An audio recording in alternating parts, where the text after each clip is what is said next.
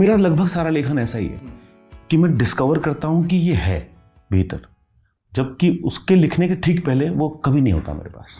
अभी मुझे पता लगा था कुछ समय पहले कि होशंगाबाद में जिस घर में रहता था वो घर टूट गया है। मेरे को बड़ा दुख हुआ, जबकि मुझे पता है मैं नहीं जाऊँगा उस घर में शायद वापस, एक बार कहीं सालों बाद शायद देखने चला जाऊँगा। मेरा जीवन इतना बड़ा नहीं है कि मैं लिखता रहूँ और 12 किताबें भर दूँ और आगे भी, और 13 नाटक लिखे हैं, 2 फिल्में डायरेक्ट की हैं। इतना बड़ा नहीं है मेरा जीवन। मैं सर्वेश्वर सक्सेना की कविताएं मैंने कोट की हैं जो कि मुझे बहुत पसंद है। भवानी भाई को मैं हर जगह खेल जाता हूँ क्योंकि ये मेरे से अलग नहीं लगते हैं। जब मैं मिलने गया था आलोक चटर्जी से तो मैंने उनको कहा था कि जी मैं थिएटर करना चाहता हूँ। कहने क्या नाम है तुम्हारा? बेटा मेरा नाम मानव कोल है। तो उन्होंने कहा अच्छा बंसी तो कॉल है, तुम कोल हो? मैं कोल ही तुम। और मुझे वो 2 मात्राएं लगानी नहीं आती थी। कई बार होता है कि मैं सिगरेट पीना चाहता हूँ, लेकिन चूंकि मैं खुद सिगरेट छोड़ रहा हूँ और खुद सिगरेट बहुत कम पीता हूँ तो मैं उस इच्छा को लिख देता हूँ कि मैं पी रहा हूँ सिगरेट। क्या मैं कभी भी इतना अच्छा लेखक हो सकता हूँ कि इस दृश्य को वैसा का वैसा लिख दूँ जो अभी हो रहा है? न्यूयॉर्क में खड़े होकर वैन गॉग के सामने जो मेरा डेस्कटॉप पे हमेशा रहती थी वो पेंटिंग को जब असल में देखा स्टारी नाइट को, तो मैं 20 मिनट हकबका से उसको देखता रहा। जब मैं बहुत दूर कितना दूर होता लिख रहा था, मैं बहुत दूर कितना दूर होता लिखना नहीं चाहता था। मैं लिखने भी नहीं गया था, मैं कहानियाँ लिखने गया था जो चलता फिरता प्रेत में थी। मैं ये बोलूँ कि मैं तुमको मैनिपुलेट कर रहा हूँ कि तुम्हारी आंखें चमकती हैं निर्मल, ये मेरे कारण नहीं, तुम्हारे प्रेम के कारण आंखें चमक रही हैं। विनोद जी, ये सब जो लिखा गया है विनोद जी के कारण लिखा गया। मैं तो बहुत छोटा आदमी हूँ इस मामले में। तो मैं पहाड़ पे एक जगह रह रहा था, बारिश हो रही थी और मैं चाय लेके बैठा था और मुझे लगा निर्मल जी आए हैं, बाहर बैठे हैं, वो भी चाय पी रहे हैं। तो मैंने लैपटॉप खोला और उनकी और मेरी बातचीत लिखने लगा। आप हर बार शादी काहे कर लेना चाहते हैं हर चीज़ से? मतलब एक किताब लिख रहे हैं तो शादी कर लो उससे, फिर आप ना इधर देख सकते हैं ना उधर देख सकते हैं। मैं नहीं हूँ ऐसा आदमी। और मैं हमेशा ये कहता हूँ कि अगर आपके हाथ में किताब है, मैं खुद आपसे बात करूँगा आके।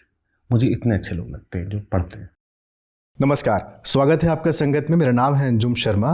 आज मेरे साथ एक ऐसे लेखक हैं जिन्होंने तकरीबन 10 किताबें लिखी हैं और आप उनको एक अभिनेता के तौर पर जानते होंगे, लेकिन वो खुद को एक लेखक के रूप में पाया जाना ज़्यादा बेहतर पसंद करते हैं।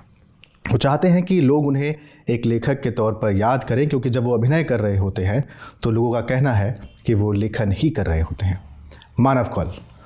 मानव, स्वागत है आपका संगत में। Thank you so much. आपके शर्ट के तीसरे बटन पे माइक लगा है और शर्ट का तीसरा बटन ही मैं पढ़ रहा था पिछले दिनों।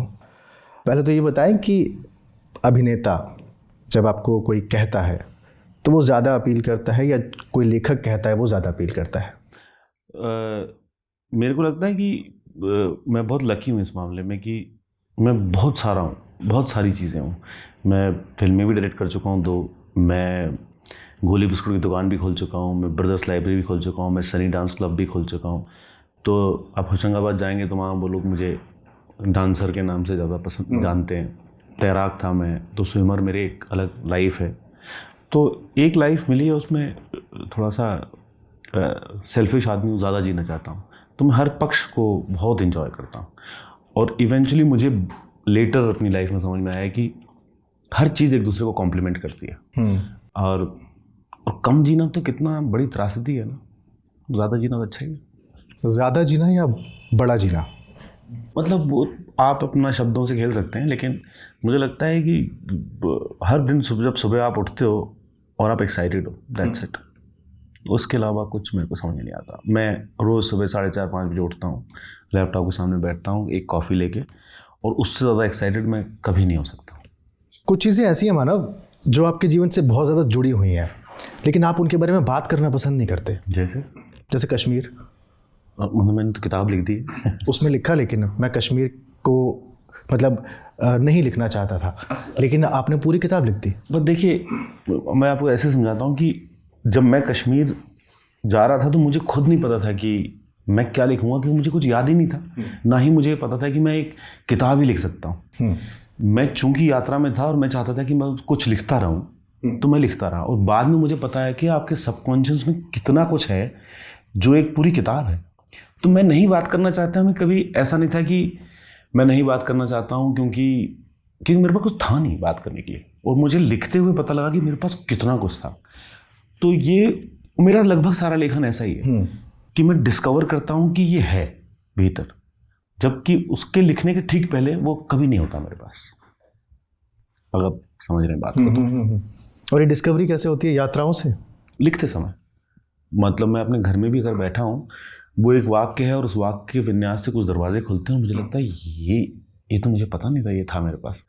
तो मेरे को लगता है जो रीडर जिस तरीके से पढ़ रहा होता है और उसको पता नहीं होता आगे क्या होने वाला है, ठीक उसी तरीके से मैं लिख भी रहा होता हूँ। मुझे अगला वाक्य नहीं पता होता क्या होना है, अंत तो बहुत दूर की बात है, मुझे कुछ नहीं पता होता और मैं उसी इंस्टिंक्ट पे ही मुझे बहुत मज़ा आता है लिखने में। मेरे हाथ में रूह है जो कि पूरी की पूरी आपकी यात्रा है कश्मीर के बारे में, पूरी की पूरी है। इसका एक वाक्य है कि वो सारी पुरानी चीज़ें जो मेरे हाथों से छूटती जा रही हैं, उन छूटती चीज़ों के साथ साथ मुझे लगता है मैं खुद को भी खोता चला जा रहा हूँ। ये हाथों से छूटना और खुद को खोना, जब ये लिखा आपने तो क्या वो हाथों से छूटा हुआ रुक गया था? खुद को खोया हुआ जो आप महसूस कर रहे थे, क्या उसको वापस पाया गया? ये बिकॉज जब आप लिख रहे होते हो तब आप किस मनस्थिति में होते हो, और अब मैं उसका जवाब दूंगा तो शायद मैं मैनिपुलेट ही करूंगा, लेकिन मैं नहीं, ये तो बताया जा सकता है कि नहीं, मतलब मैनिपुलेट करूंगा कि मैं सोच के बताऊंगा वो बात, लेकिन उसका फ्लो पूरी किताब में है। और चूंकि मैं हर दर्जे भूमिका है, भूमिका तो बाद में लिखते हैं सबसे। हाँ, हर दर्जे तक ईमानदार रहना चाहता हूँ, तो मैं वो सब कुछ लिख देता हूँ जो मुझे उस वक्त ठीक उस वक्त महसूस होता है। मे भी मैं इन सारी बातों को डिनाई कर दूँ अगली किताब में, लेकिन वो उस समय का सत्य होगा, क्योंकि मुझे लगता है सत्य तो बदलते रहते हैं, जो शायद मैंने इस किताब में भी लिखा है। हर जगह का सत्य अलग है। मेरे फादर का कश्मीर को लेकर सत्य अलग था, मेरा सत्य एकदम अलग है, लेकिन मेरे भाई का सत्य एकदम अलग है, जो एकदम एक साथ हमने जिया है सब कुछ। और शायद आपका जीना मेरा जीना में वही अंतर है ना कि हम देखते अलग चीज़ें। आप वहाँ से इधर देख रहे हैं, मैं यहाँ से वहाँ देख रहा हूँ। जवाब नहीं मिला। जैसे जवाब नहीं मिला। मैं पूछ रहा हूँ कि जब आप ये किताब लिख रहे थे उससे पहले आप कश्मीर को उस तरीके से नहीं देख रहे थे जिस तरीके से आपने इस किताब को लिखते हुए देखा? मतलब मैं देख नहीं रहा था, लेकिन वही कश्मीर तो भीतर था। तो जैसे अगर कोई छूटती हुई चीज़ें हैं कि जब हम बड़े हो रहे होते हैं हमारे जीवन में, हमारे बड़े होने की एक भारीपन है, क्योंकि हमारी चीज़ें छूटती जाती हैं। हम एक उम्र में जाते हैं, जैसे मेरे यहाँ से होशंगाबाद छूट गया। अभी मुझे पता लगा था कुछ समय पहले कि होशंगाबाद में जिस घर में रहता था वो घर टूट गया है। मेरे को बड़ा दुख हुआ, जबकि मुझे पता है मैं नहीं जाऊँगा उस घर में शायद वापस। एक बार कहीं सालों बाद शायद देखने चला जाऊँगा, वो घर नहीं रहा। कश्मीर का घर टूट गया, गिर गया, नहीं रहा। अब ये तो छूटता ही चला जाएगा। मैं जितना बड़ा होता जाऊँगा वो छूटता, मैं पकड़ कुछ नहीं सकता। बट और शायद मैं अगर उस घर के सामने चला भी गया तो वो एहसास नहीं होगा जब मिस करने में एहसास है, जो मैं नहीं जा पा रहा हूँ। तो मुझे ऐसा लगता है कि बहुत सारे लेखक हैं, जैसे अमिताभ घोष हुए या जितने भी बाहर हैं नए जो लेखक हैं, वो बाहर से जब हमारे देश को देखते हैं वो हमसे ज़्यादा अच्छा हमारे देश को लिखते हैं, क्योंकि वो एक बात है कि वो यहाँ नहीं है। तो मुझे ऐसे ही लगता है कि कई बार वो जो स्पेस है जहाँ वो चीज़ नहीं है, जहाँ होनी चाहिए, आप शायद ज़्यादा अच्छा इंटरप्रेट करते हो उसको। मानव, इसी किताब में आप लिखते हैं कि पहले कश्मीर को भीतर दबाना इसलिए ज़रूरी था कि माँ और पिता के माथे पर बल ना पड़े। अब कारण मेरे ज़्यादा बड़े हो चुके हैं, मैं अब कश्मीर को भीतर दबाने की बजाय कुचलने लगा था। और इसके बाद लगातार वो पर्याय आते हैं: दबाना, कुचलना, भुलाना, अदृश्य, गुहार, अपनाना, छोड़ना, याद रहना, गुम जाना। मेरा सवाल ये है कि दबाने के बजाय कुचलने के लिए क्या उस कुचलन या उस दबाव को कागज़ पर उतारना ज़्यादा ज़रूरी होता है? ये मैं आपको ऐसे समझाता हूँ। ये पूरा जो वाक्य है कि मुझे कश्मीरी आती थी। जब मैं बचपन में था, मैं बारामूला में था, मुझे कश्मीरी आती थी। मैं कश्मीरी में बात कर सकता था, मैं कश्मीरी समझता था। और मैं खुद ये बात नहीं समझता हूँ कि मैं उस भाषा को भूल क्यों गया, ऐसे कैसे भूल सकता है। और जब मैं उसके ज़्यादा उसके लेयर्स पे गया कि क्यों ये भाषा भूला, क्योंकि मैं हमेशा अपने फादर को बोला करता था कश्मीर कब जाएंगे, कश्मीर कब जाएंगे। और अब वो मुझे नहीं पता उस वक्त जवाब मिलते थे कि नहीं मिलते थे, लेकिन मेरे हिसाब से जवाब नहीं मिलते थे। और एक समय मैंने पूछना बंद कर दिया। सिमिलरली जब मैं होशंगाबाद आया तो चूँकि हम अलग दिखने वाले लोग थे, तो वो एक्सेप्टेंस दोस्तों की बहुत ज़रूरी थी, और जो कभी नहीं मिलती थी। हमें वो खेल नहीं पता थे, हमें वो जो जो जो जो जो क्या कहते हैं, गुत्ती मारना, ये नए खेल थे हमारे लिए। हम पार्टिसिपेट करना चाहते थे पर हम नहीं कर पाते थे क्योंकि हमें पता नहीं था। तो उसमें जो एक एक्सेप्टेंस की लड़ाई है, जो एक बहुत ही ज़्यादा कोमल समय में होती है, वो लड़ाई बहुत मतलब कहना चाहिए बहुत वायलेंस वाली है आपके अपने साथ। मैं उस वायलेंस को लिखना चाहता था कि भाषा कैसे मैंने दबाई, मैंने कैसे छोड़ा, मैं कैसे उसको ख़त्म करना चाहता था कि ये लोग मुझे एक्सेप्ट करें। तो ये मुझे लगता है कि ये सारे उस चीज़ों का एक लब्बो लुबाव है जब मैं उसको इसलिए कुचलना मेरे लिए ज़्यादा बड़ा शब्द था और ज़रूरी था कि मैंने कुचला है। मतलब होशंगाबाद आप आ गए कश्मीर से, उसके बाद बम्बई तक की आपकी यात्रा होती है, उस बीच कई आपने छोटे छोटे काम किए। एक वाक्य और फिर मैं वापस उस बात पर आऊँगा। जैसे जो आदमी पहाड़ों में रहता है उसके लिए समय तेज़ चलता है, और जो आदमी समुद्र के पास रहता है उसके लिए समय धीमा रहता है। आप तो पहाड़ों के भी पास रहते हैं, आप तो समुद्र के भी पास रहते हैं, तो आपके लिए समय तेज़ चलता है या धीमा रहता है? वही है, मैंने कहीं लिखा भी है कि समय के अपने खाली घेरे होते हैं और हर घेरे का अपना अलग समय और अपनी अलग रफ्तार होती है। आप किस घेरे में कब खड़े हैं वो मतलब आप जान नहीं सकते।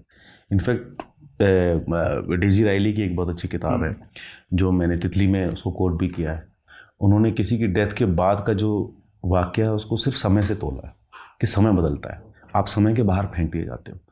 तो हम लोग तो एक ही समय में कितने अलग समय जीते हैं। तो समय तो बहुत बहुत सब्जेक्टिव है और बहुत, जैसे कभी आपसे किसी 1 घंटे का समय नहीं कटता और कभी पूरा दिन निकल जाता है, आपको पता नहीं लगता।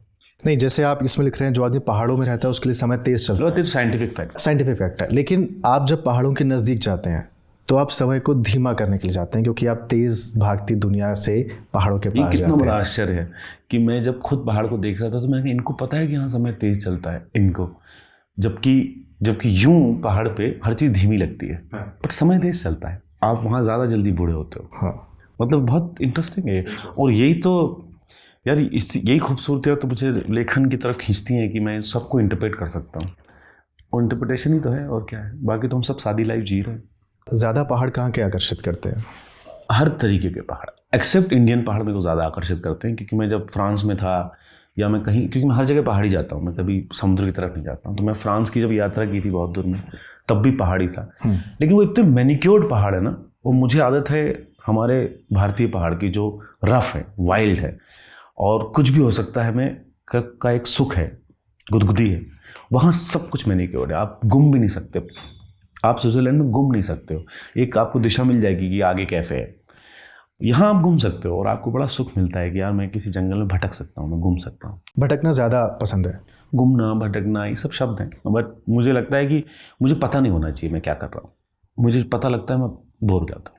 चेरापूंजी के पहाड़ों में बैठकर उत्तराखंड या कश्मीर के पहाड़ों की याद करना, ये कैसे संभव है? क्योंकि ये था कि मैं बहुत समय से कश्मीर जाना चाहता था और बिकॉज लॉकडाउन था, सब था और मैं जा नहीं पा रहा था, तो मैं कश्मीर जैसे पहाड़ों के आसपास रहने लगा। तो मुझे लगा कि ये तो मैं क्या कर रहा हूँ अपने साथ। जब मेरे को सपने भी आने लगे कश्मीर के, तो मैंने कहा I think about time I should go to Kashmir. Manav, आपने जो इतने सारे काम किए, जैसे हम बचपन की अगर आपकी यादों की बात करें तो आपने डांस क्लब भी खोला, अपने भाई के साथ मिलकर ब्रदर्स लाइब्रेरी भी खोली, तैराकी भी की। इनको आप संघर्ष मानते हैं अपने जीवन का, या फिर ठीक है पार्ट ऑफ लाइफ है, इससे तो मैं मानव बना हूँ? नहीं, मुझे लगता है कि छोटे शहर की लाइफ ना बहुत एक्साइटिंग लाइफ होती है, बहुत एक्साइटिंग होती है। वहाँ सुबह से लेकर शाम तक आपके दोस्त भी बदलते रहते हैं और दोस्त के साथ साथ आप क्या करते हो उनके साथ वो भी बदलता रहता है। हाँ। जैसे कुछ एक दोस्त थे जिनका साइकिल के साथ मैं आम चुराने जाता था, कुछ दोस्त थे जिसमें हम नदी में पैसा बीनने जाते थे, वो अलग दोस्त थे, सेट ऑफ दोस्त। तो वो लाइफ इतनी ज़्यादा विविड, और मुझे अभी भी लगता है कि मैं बहुत लकी था कि मैं छोटे से टाउन में रफ और रगड़ ज़िंदगी जी रहा था, क्योंकि आप एक्सपीरियंस बटोर नहीं रहे हो, आप जी रहे हो। अब लगता है कि हाँ यार वो क्या एक्सपीरियंस था कि नदी में, और मेरे इसलिए नदी बहुत ज़्यादा है मेरे लेखन में, इसलिए पैसे ढूंढना, गोते लगाना बहुत ज़्यादा है, क्योंकि वो मैंने किया है। कुछ शब्द बार बार हैं, नदी है, गोता लगाना है, ढूंढना है, अकेलापन है, सपने हैं, बहुत सारे शब्द हैं। अजनबी है, अजनबी शब्द मैं बार बार देखता हूँ। एक उपन्यास की अंतिम लाइनें अजनबी पे ख़त्म हो रही हैं और तितली उपन्यास उसी स्ट्रेंजर वर्ड से शुरू हो रहा है। और दूसरा ये भी है कि कश्मीर, मतलब अब मैं अगर उसके बारे में सोचूं रेट्रोस्पेक्ट में, कि मैं असल में उस गांव से निकलना भी चाहता था, तो मैं बहुत सारी चीज़ें कर रहा था। अब मेरे को ऐसा लगता है कि मुझे बड़ी जगह चाहिए थी, मुझे और जगह, मुझे दुनिया देखनी थी। मुझे हमेशा एरोप्लेन बहुत आकर्षित करते थे, हवाई जहाज, जिसका मैंने जिक्र भी किया है। तो मुझे लगता था ये जाते कहाँ हैं, ये ट्रेन जाती कहाँ है, या इसके अंत कहाँ है, ये यहाँ से निकल के क्यों चली जाती हैं और रुकती क्यों नहीं हमारे गाँव में। तो ये सब जो है वो मुझे लगता है बड़े एक्साइटिंग, मतलब आपको उसमें आकर्षण है बाहर की दुनिया का। लेकिन आप तो कहते हैं आपकी लाइफ बहुत बोरिंग है। तो बोरिंग, तभी तो इतना लिखता हूँ। तो लिखना बोरियत है? नहीं, ऐसा है कि लोग ऐसा बोलते हैं कि क्या आपके यह आपकी निजी लाइफ है जो आपने लिखी है, अधिकतर मुझसे पूछा जाता है। चूँकि मुझे ऐसा लेखन बहुत पसंद है, मुझे वो हर आदमी का लेखन बहुत पसंद है जो मुझे लगता है कि ये उसकी अपनी कहानी है। ये एक तरीके की वही बात कर रहा है, अगर कामू खिड़की से बाहर एक कोई चीज़ को देख रहे हैं तो कामू इस वक्त देख रहे हैं, मुझे उनके लेखन में पता लगता है। वो निजी लेखन मुझे बहुत पसंद है, मैं वैसा ही लेखन करना चाहता हूँ, निजी सुनाई देने वाला लेखन। लेकिन चूंकि मेरी लाइफ बहुत बोरिंग है और मैं यहाँ पे वो सब जी लेता हूँ जो मैं ऐसे जी नहीं सकता, या जैसे मैं जीना ही नहीं चाहता हूँ। इन दो बिंदुओं के बीच में लेखन चल रहा है मेरा, तो ये तो एक्साइटमेंट है। अगर मैं अपनी लाइफ जस की तस लिख दूँ, या जो यात्रा रूह वे जस की तस लिख दूँ, आप तीसरे पन्ने से आगे नहीं बढ़ेंगे, क्योंकि मैं खुद नहीं तीसरे पन्ने से आगे अपनी लाइफ में बढ़ना चाहता हूँ। आप समझ रहे हो? तो इसलिए फिक्शन अद्भुत है, फिक्शन कमाल है। इसको मैंने यात्रा वृतांत लिखा है, जबकि मैं उसको एक्चुअली नॉवेल लिखना चाहता हूँ। मेरा अगला सवाल वही था कि आपको ऐसा नहीं लगता मानव कि आपने जितना भी लिखा है, अगर मैं कर्ता ने कर्म से को छोड़ दूं जो कि कविता संग्रह है, उसके अलावा जितने भी आपके संग्रह हैं, यात्रा वृत्तांत है, कहानी है, उपन्यास है, जितने भी हैं, वो तमाम चीज़ें आपस में बहुत गुथी हुई हैं। अगर आप यात्रा वृत्तांत उठाते हैं तो आपको लगता है ये यात्रा नहीं है, ये मानव की आत्मकथा चल रही है। अगर आप उपन्यास उठाते हैं तो लगता है कि ये उपन्यास नहीं चल रहा, ये यात्रा वृत्तांत इसमें गुथा हुआ है, इसमें मानव की डायरी के पन्ने हैं और इसमें खुद मानव मौजूद है। तो ये फिर आप इसको कैसे तय करते हैं कि ये उपन्यास इसको नाम दूं, इसको यात्रा वृत्तांत नाम दूं, जबकि लेखक या पाठक इसको पढ़ते हुए तो कंफ्यूज हो जाता है? हाँ, मतलब मुझे नहीं लगता कि उनको किसी तरीके का डिसअपॉइंटमेंट होता है कि अरे ये तो यात्रा वृत्तांत है, इसने उपन्यास क्यों बोला। क्योंकि मैंने जब बहुत दूर, कितना दूर होता है, लिखा था और मैंने जब भेजा था, तो शैलेश जो हैं मेरे पब्लिशर हैं, वो कह रहे थे ये उपन्यास है। और तब मुझे उसका कोई बहुत डिफरेंस पता नहीं था कि उपन्यास क्या अलग होता है और यात्रा वृत्तांत क्या अलग होता है। मैंने एक कुछ लिखा, मुझे लगा ये आप यात्रा बोलते, तो मैंने कहा यात्रा ही बोलते हैं, शायद यात्रा ही है। लेकिन बाद में मुझे पता लगा असल में उपन्यास है, क्योंकि मैंने इस किस्म की लेखन बहुत पढ़ा है रिसेंटली, जो अपने एक्सपीरियंस के साथ एक उसमें कही गई बात है, मैं से शुरू होता है और आपको पूरे समय लगता है कि अब ना, जैसे मैं आपको एक उदाहरण बताता हूँ कि जिसको मैं बोलता रहता हूँ, बी कीपर ऑफ एलेपो एक किताब है, वो एक ब्रिटिश महिला ने लिखी है किताब, जबकि वो प्रथम उसमें लिखी गई किताब है। एक सीरियन आदमी अली की कहानी है।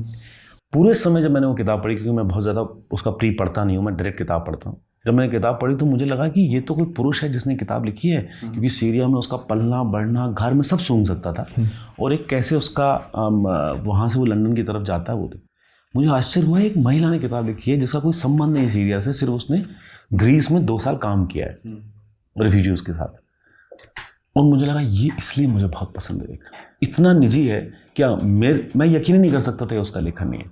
अब अगर मैं 10 किताब लिखता हूँ, 2 किताबें और मेरी लिखी जा रही हैं जो ऑलमोस्ट रेडी हैं, मेरा जीवन इतना बड़ा नहीं है कि मैं लिखता रहूँ और 12 किताबें भर दूँ और आगे भी, और 13 नाटक लिखे हैं, 2 फिल्में डायरेक्ट की हैं, इतना बड़ा नहीं है मेरा जीवन। मेरे को फिक्शन पे ही रहना पड़ेगा, और मुझे फिक्शन बहुत खूबसूरत लगता है क्योंकि मैं और लिख सकता हूँ। यानी आप बाइफर्केशन नहीं करते हैं, बाद में तय करते हैं कि क्या बन रहा है? कुछ नहीं मेरे को समझ में आता, मुझे लगता है कि अगर ये कहानी ऐसी है तो ये कहानी ऐसी है, तो उसी में चलती है। जैसे इस बार मैं एक नई किताब जो मैं लिख रहा हूँ, मेरे एक दोस्त हैं ऋषभ प्रतिपक्ष, तो मैं उनसे मिला था, उनके साथ बातचीत हुई, तो मुझे बड़ा एक्साइटिंग लगा उनका नाम और जिस तरह वो जी रहे हैं। तो अब मैंने एक किताब लिखी है पतझड़, जो आने वाली है, उसमें ऋषभ मुख्य पात्र है और जी मैं रहा हूँ, और अब लेकिन आंखें ऋषभ की हैं, जीवन ऋषभ का है, मिलना ऋषभ का है, मेरा नहीं है। तो मैं ये सब एक्सपेरिमेंट करता रहता हूँ, क्योंकि मुझे कोई ऐसी एजुकेशन तो है नहीं, और क्या करना चाहिए क्या नहीं करना चाहिए ये वाली बातें मैं सुनता भी नहीं हूँ कभी, तो बेसिक पे रहता हूँ काफ़ी। तो कह सकते हैं 24/7 लेखन चलता रहता है आपके भीतर, या खोज में रहते हैं? ऐसा नहीं, जब मैं अभिनय करता हूँ तो आप ये बोल भी नहीं सकते कि इस आदमी कभी नहीं एक किताब भी लिखी होगी, क्योंकि मुझे बहुत अच्छा लगता है 100% कमिट। मैं आप ही के प्रकाशक से बात कर रहा था और उन्हीं का स्टेटमेंट था कि मानव जब अभिनय कर रहे होते हैं अंजुम भाई, तो दरअसल मेरे लिए वो लेखन ही कर रहे होते हैं, और बहुतों के लिए वो लेखन कर रहे होते हैं। मतलब जैसे अब कई लोगों ने मेरा अभिनय देखा, थैंक गॉड ये नहीं कहा कि लोगों ने कि आप लिखिए बस अभिनय रहने दीजिए। तो ये अच्छी बात है कि जिस सुर का वो पढ़ते हैं उसी सुर का वो मुझे देखते भी हैं, और ये बहुत मुश्किल है, क्योंकि अभिनय का अपना एक अलग कला है, तो मुझे उसमें बहुत मेहनत करनी पड़ती है, काम करना पड़ता है, बट वो थेरेप्यूटिक है। अभिनय से बड़ा थेरेपी मुझे लगती नहीं कोई है, और मैं उसको एक थेरेपी की तरह लेता हूँ। और अभिनय करते मैं बहुत पढ़ता भी हूँ, तो मेरा एक तरीके का पढ़ाई बहुत होती है अभिनय करते समय। अच्छा मानव, ऐसा नहीं लगता है कि चूँकि आप पढ़ाई की बात कर रहे हैं, अगर मैं आप ही के कोई भी किताब में उठाऊँ, है ना, अपनी किताब, आपकी किताब के भीतर एक किताब चलती रहती है, अगर आप देखें उसमें तमाम राइटर्स के नाम आते रहते हैं। आप राइटर सोचिए, वो आपकी किताब में मौजूद होता है। मैं छोड़ दे रहा हूँ अभी निर्मल वर्मा, रस्किन बॉन्ड और विनोद कुमार शुक्ल को। उसमें आपको अल्बर्ट कामू मिल जाएंगे, उसमें आपको ओबामा मिल जाएंगे, उसमें आपको सिमोन मिल जाएंगे, चेखव मिल जाएंगे, आपको तमाम लोग मिल जाएंगे। और ये तो मैं हालिया तितली की बात कर रहा हूँ, दोस्तोवस्की से लगाए तमाम लोग मिल जाएंगे। क्या मानव कौल कहीं पर ये दिखाने की कोशिश करते हैं कि मैंने बहुत पढ़ा है और मैं चाहता हूँ कि अब आप भी पढ़ें? ये तो चाहता हूँ लोग पढ़ें, और अगर इसमें ऐसा दिख रहा है कि मैंने बहुत पढ़ा, ये दिखाना चाहता हूँ, तो मेरे को उसमें कोई बुराई लगती नहीं है। मैं ऐसा सोचता नहीं, मतलब ये किसी भी तरीके का प्लान मेरे दिमाग में आता नहीं है। चूंकि तितली में 14 करीब किताबों के नाम है और उनका डिस्क्रिप्शन भी है, वो इसलिए ज़रूरी था कि मेरे ऊपर किसी एक किताब का असर क्यों हुआ, उसकी हिस्ट्री, कि मैंने मृत्यु पे 14 किताबें इसके पहले पढ़ी थी, और 15वीं जब पढ़ी तो वो मेरे पे असर कर गई, इतना कि मैं कोपनहेगन चला गया उसके लेखन से मिलने, नया से। लेकिन आपको ये बात समझनी पड़ेगी कि मैं उस ईमानदारी में रहना चाहता हूँ कि ये किताब ऐसा थोड़ी होगा कि मैंने एक दिन किताब उठाई और बुद्ध ने पहली बार कुछ देखा और असर हो गया। तितली को अगर किनारे कर दें, आप शुरू से आए, बाकियों में आपको बताऊँ, मैं बहुत ही इसलिए बोरिंग और लोनली लाइफ जीता हूँ। ये मेरे बहुत करीबी लोग हैं, मैं बिना राइटर्स के, उनका जिक्र किए, उनकी तारीफ़ किए, उनका, क्योंकि मैं जब कोई किताब पढ़ रहा होता हूँ, मैं ओबामा की तारीफ़ करना चाहता हूँ बहुत, उनकी किताब की, द प्रॉमिस्ड लैंड की। मैं सर्वेश्वर सक्सेना की कविताएं मैंने कोट की हैं, जो कि मुझे बहुत पसंद है। भवानी भाई को मैं हर जगह खेल जाता हूँ, क्योंकि ये मेरे से अलग नहीं लगते हैं, ये मेरे हिस्से हैं, क्योंकि मैंने उनको जिया है। जितना मैंने निर्मल वर्मा को जिया, उतना ही सॉल बेलू को जिया है, जितना सॉल बेलू को जिया है उतना ही मैंने कोइजी को जिया है। लेकिन फिर ऐसा नहीं लगने लगता मानव कि मैंने जो पढ़ा है मैं उसी के कोट्स निकाल रहा हूँ एक तरीके से, या जो मैंने सोचा उसको मैं अब उतार रहा हूँ? हाँ, लेकिन अगर वो सिर्फ वही होगा तो आपको शायद बुरा लगेगा। वो एक, मतलब 1% भी अंश नहीं है किताब में कोट्स का। लेकिन चूंकि मैं जब कोई किताब पढ़ता हूँ और उस किताब में जब किसी दूसरे राइटर की कोई बात आती है, तो मैं एक तरीके से एक जो डिटोर लेके वापस आता हूँ उस किताब पे, मैं बहुत रिच फील करता हूँ कि मुझे एक और चीज़ के बारे। और मैंने किताबें कहाँ से पढ़ी हैं, दूसरे लेखकों ने जब किताबें कोट की हैं, मैंने वो किताब ऑर्डर की और मैंने पढ़ी है। मेरी सारी पढ़ाई ऐसी, मैंने आज तक कभी किसी से नहीं पूछा कौन सी किताब पढ़ूँ। I hate that question, because भाई आप ही के मरने से आपको स्वर्ग मिलेगा, मतलब मैं मरूंगा आपको स्वर्ग में, ऐसा है नहीं। तो मुझे पढ़ना है, तो मेरे पढ़ने का सारा जो श्रेय है निर्मल वर्मा को भी एक तरीके से बहुत है, कि निर्मल वर्मा ने अपनी पूरी किताबों में लेखकों का जिक्र किया, तो वो बहुत अच्छी बात है। किताबों के जिक्र की बात तो समझ में आती है, लेकिन किताब के भीतर किताब का चलना, ये आपके लेखन पर कितना असर डालता है मानव? बहुत अच्छा है, क्योंकि जैसे शर्ट का तीसरा बटन है, उसमें दोस्तोवस्की की क्राइम एंड पनिशमेंट और चित्रलेखा। अब वो किताब लिखी इसलिए गई कि एक दिन मेरी इच्छा थी कि चित्रलेखा रस्कोल्निकोव को खत लिखे और रस्कोल्निकोव उसको जवाब दे। इस बात पे आप किताब नहीं पढ़ना चाहेंगे? मैं तो पढ़ना चाहूँगा, नहीं है अवेलेबल, मैंने लिख दी, और इसी ध्येय से लिखी कि चित्रलेखा खत लिखेगी और रस्कोल्निकोव जवाब देगा। और मैं किताब इसलिए भी नहीं लिख रहा हूँ कि एक तरीके का किताबें ऐसी लिखी जाती हैं, आता ही नहीं मुझे, मैंने सीखा भी नहीं है कहीं। मुझे वही अच्छा लगता है जिस दुनिया में, छोटी सी दुनिया में मैं रहता हूँ ना। मैं उठता बैठता हूँ लोगों के साथ, मेरा संसार बहुत छोटा है, मैं बहुत ही लिमिटेड जगह में रहता हूँ, और तो इतना ही आता है मुझे, और उसी एक्साइटमेंट में मैं रहते रहते मर जाना चाहता हूँ। लेकिन मैं कतई ऐसा कुछ नहीं करना चाहता कि देखो गुरु ऐसा नहीं होना चाहिए। आई नेवर लाइक दिस, मैं सुनता भी नहीं है सब लाइन। मतलब मृत्यु पर 14 किताबें क्यों? मैं वापस तितली की तरफ आ रहा हूँ, क्योंकि तितली एकदम हालिया उपन्यास है। आई थिंक उसका एक बहुत बड़ा रीज़न है कि तब लॉकडाउन भी था, तब हम पहली बार, आम लोग, हम हमेशा मृत्यु को सोचते हैं ना, कभी होगी, किसी की होगी, और मैं खुद भी अपने फादर की डेथ के बाद एक तरीके से मृत्यु को जज्ब नहीं कर पा रहा था। तो वही है कि जो आप सोचते हो वैसी किताबें आप मेरे को मिलती रहती हैं, ऐसा मैं इस मामले में लकी हूँ थोड़ा सा। आप यहाँ पर लिखते हैं, जब लिखने बैठता हूँ तो नए शब्द के कोरे पन्नों पर टपकते हुए देखता हूँ, या पानी की बात कर रहे हैं, जो आप तालाब का पानी कई जगहों से लेते हैं, ये शब्द और उस शब्द से जुड़े वाक्य मेरे जीवन से नहीं आए होते, पर फिर भी वो वाक्य विन्यास में जिए हुए का अनुभव फेंकने लगते हैं। अनुभव कई तरीके का हो सकता है मानव। कितनी देर तक उस अनुभव के सघन होने का इंतज़ार करते हैं? क्योंकि आपसे मैं जितना बात कर रहा हूँ उसमें लग रहा है कि आपको कुछ अच्छा लगा और आपने उसको लिखना शुरू कर दिया, जबकि वरिष्ठ लेखक जितने भी हैं वो ये बताते हैं कि उसको पकने दीजिए, उस अनुभव को सघन होने दीजिए, जब तक वो बाहर ना आने को आतुर ना हो जाए तब तक मत करिए, जल्दबाजी मत करिए। अच्छा है, मैंने ये सब सुना नहीं कभी, मैंने कुछ नहीं सुना ये सब। मैं और ना मैं मतलब एक तो ये बात है कि मैं खराब लिखना चाहता हूँ, मैं खराब कहानी लिखना चाहता हूँ, मैं खराब ना हो, उससे क्या हो जाएगा? मैं एक हारी हुई लाइफ जी रहा हूँ, उससे क्या फ़र्क पड़ जाएगा? It doesn't matter in the end. तो at least let me live the failed life. हम सबको जीतना की तरफ क्यों धकेल देते हैं कि भाई जीतना, अच्छा लिखना जरूरी क्यों है? पहले उसको ये तो तय करो कि उसको किस में मज़ा आ रहा है।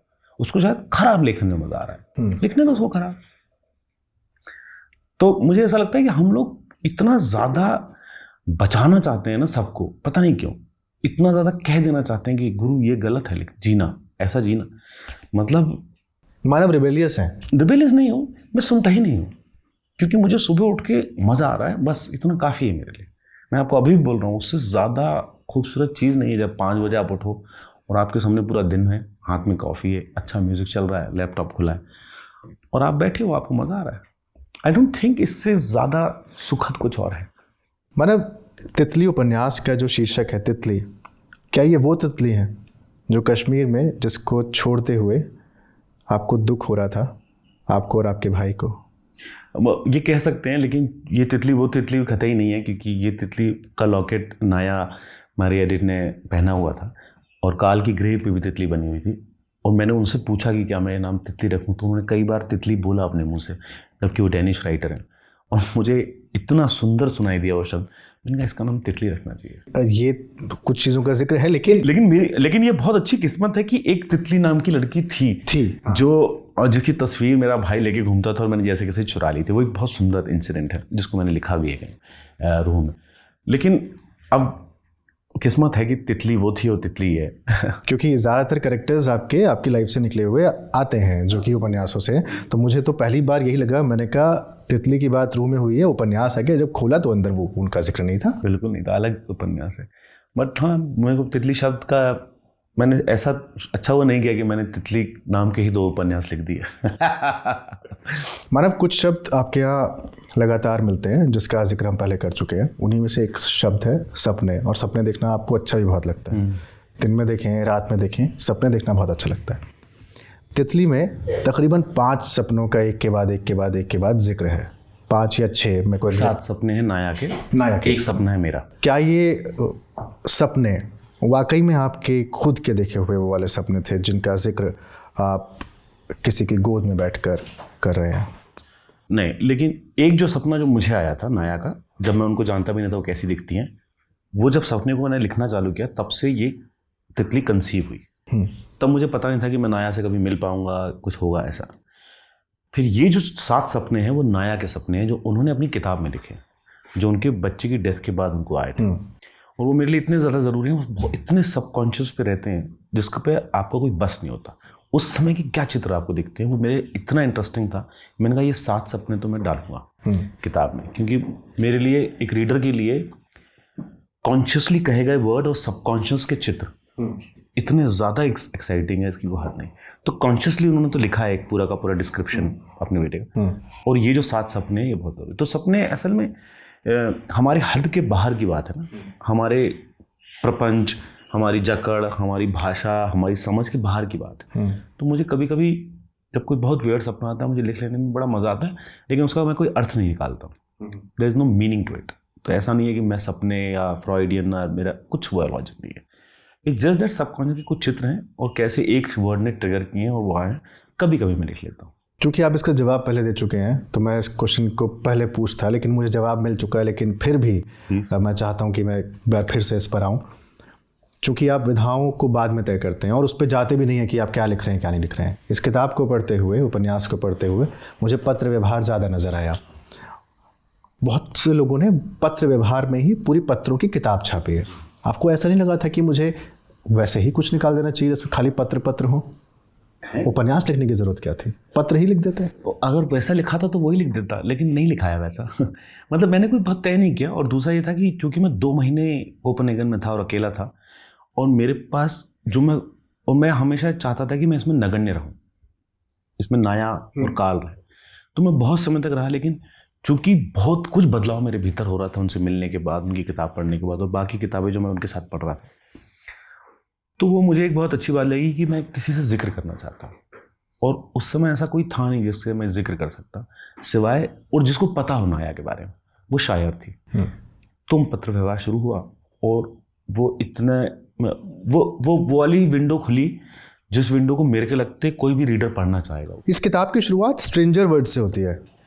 एक कविता है जो नाया ने लिखी है ना, और a stranger came to see me in my home town से शुरू होती है, जिसका अनुवाद आपने बाद में किया भी है नाया के नाम से ही, लेकिन अनुवाद संभवतः आपने ही किया होगा वो। हिंदी का मैंने और शैलेश ने मिलकर किया। आपको लगता है कि आपकी किताब में स्ट्रेंजर वर्ड बहुत अहमियत रखता है? किताब में नहीं, आपके पूरे लेखन में अजनबियत या अजनबी को आप बहुत ज़्यादा अहमियत देते हैं।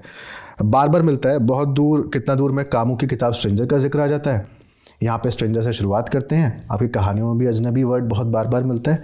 तो कुछ शब्दों में अजनबी से इतना लगाव क्यों है, या अजनबियत से इतना लगाव क्यों है? अजनबी शब्द उतना आता नहीं है वैसे, लेकिन इन 2 किताब में, क्योंकि मैं स्ट्रेंजर मतलब मेरी फेवरेट किताब है कामू की, और लकीली मैं जब पेरिस में एक छोटे से कमरे में रह रहा था, उसके पीछे ही कामू ने वो स्ट्रेंजर लिखी थी, और मैं बहुत भटका था उसके लिए। लेकिन उतना है नहीं अजनबी होना। लेकिन जब कामू की आप किताब पढ़ेंगे स्ट्रेंजर, तो आपको एक बहुत ही इंटरेस्टिंग चीज़ पता लगेगी कि आप एक जगह बिलोंग नहीं करते हो। एक संघर्ष है उसका कि वो स्ट्रेंजर हैं इस पूरे वर्ल्ड में। जब वो पेरिस में भी थे तो वो स्ट्रेंजर थे उस पूरे वर्ल्ड में, और इसलिए वो पूरी किताब पढ़ के, वो एक कमरे में, होटल के छोटे से कमरे में बैठकर उन्होंने पूरी किताब लिखी है। वो बाहर से वॉक पे जाते थे और दिन भर किताब लिखते थे। और ये बात से मैं इतना इत्तेफाक रखता हूँ क्योंकि जब हम कश्मीर से बाहर आए, या हम होशंगाबाद में रहे, और जो मैंने रूम में लिखा भी है कि जब मैं भोपाल में रहा, जब मैं बम्बई भी गया, चूँकि वो इतने अलग अलग जगह हैं कि जैसे बम्बई में जाकर मुझे हमेशा लगता था मैं बहुत स्मॉल टाउन का हूँ, मैं बहुत अगली दिखने वाला लड़का हूँ, मुझसे कोई क्यों बात करेगा। मतलब कोई मुझसे बात भी करता था तो मुझे लगता था कि ये ज़रूर सिंपैथी में बात कर रहा है मुझसे, ये क्यों बात करेगा मुझसे। जब मैं थिएटर करना शुरू किया तो मेरी भाषा थी, मैं चलते चलते गड्ढे में गिर गया, मैं ऐसी हिंदी बोलता था। मेरी हिंदी की मात्राएं आज भी गलती होती है, मेरी हिंदी ख़राब है।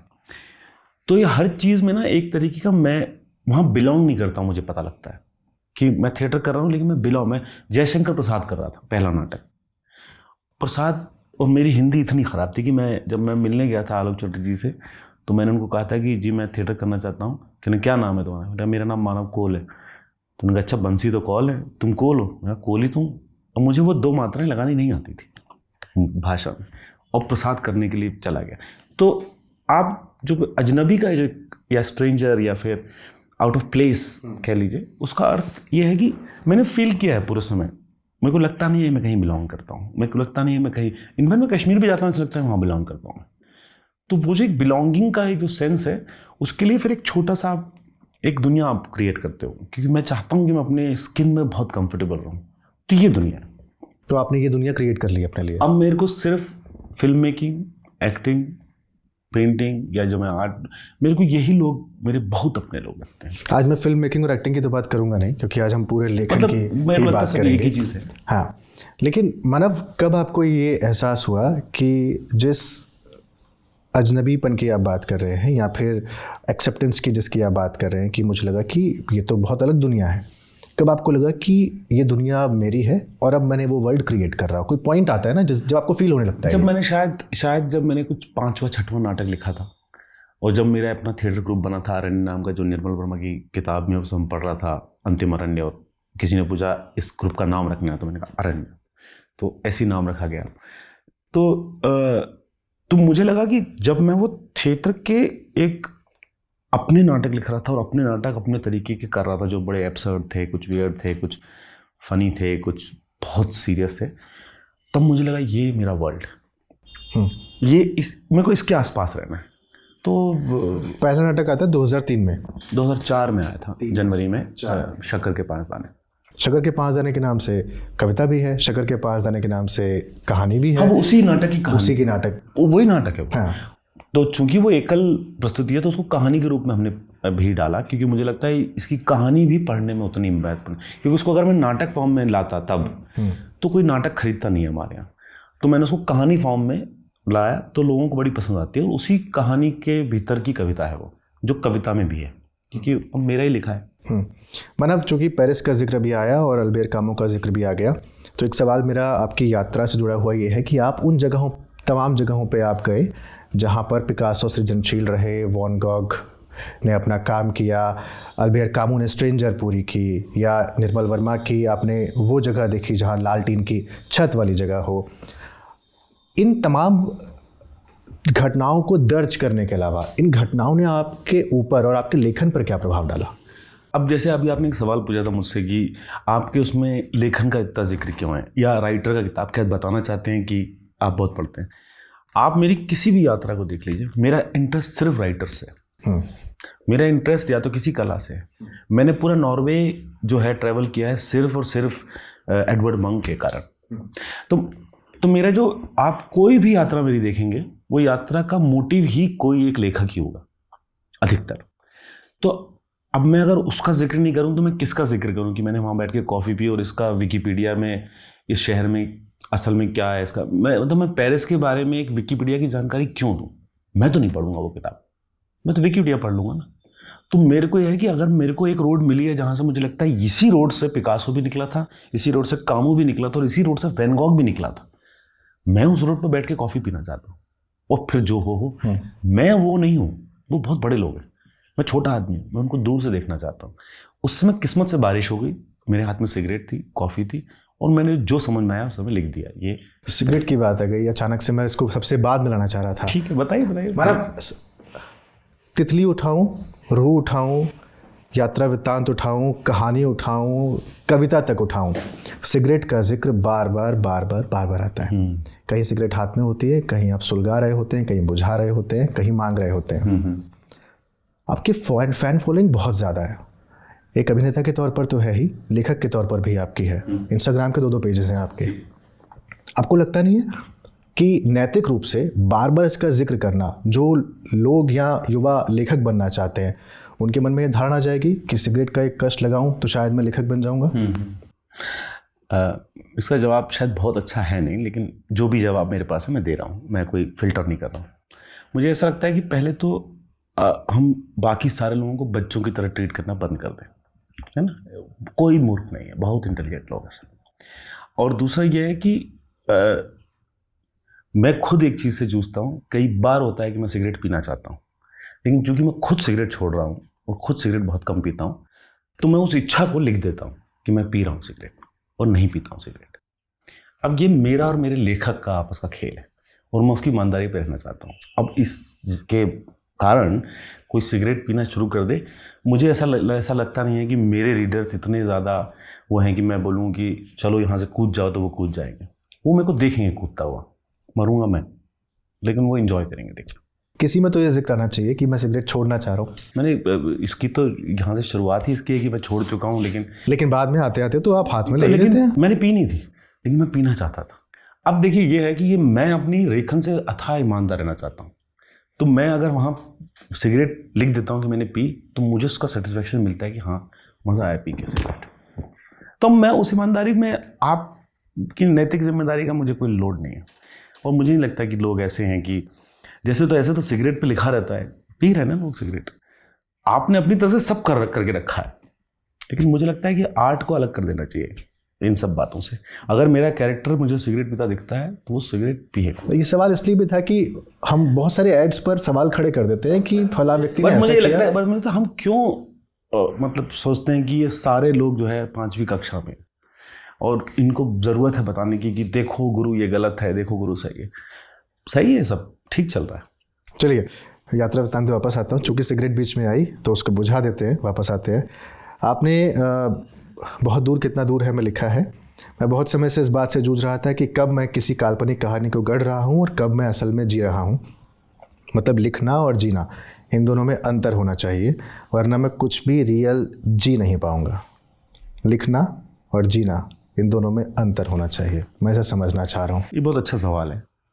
बहुत पहले मैंने निर्मल जी का एक कोट पढ़ा था जिसमें लिखा था कि मेरा जो जीना है और मेरा जो लिखना है वो बहुत अंतर है उसमें, और मैं चाहता हूँ कि वो अंतर ना रहे। मैं जो जीता हूँ, जो लिखता हूँ, वो एक। बहुत समय तक मैं इस बात को मानता था कि हाँ, मेरा जीना और मेरा लिखना एक होना चाहिए। फिर मैं उस बात को नहीं मानता हूँ। अब मेरा संघर्ष ये है कि जब मैं जी रहा हूँ तो मैं लिख क्यों रहा हूँ दिमाग में, समझ रहे? तो कई बार ऐसा हुआ है कि जैसे मेरी एक दोस्त थी बहुत अच्छी, उनसे मेरा संबंध था बहुत अच्छा, और वो एक दिन उन्होंने बोला कि आप, मुझे ब्रेक चाहिए तुमसे।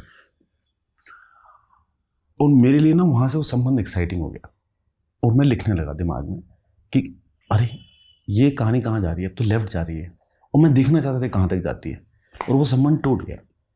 मैं बचा सकता था उसको, लेकिन मैं लिख रहा था। आप समझ रहे बात को?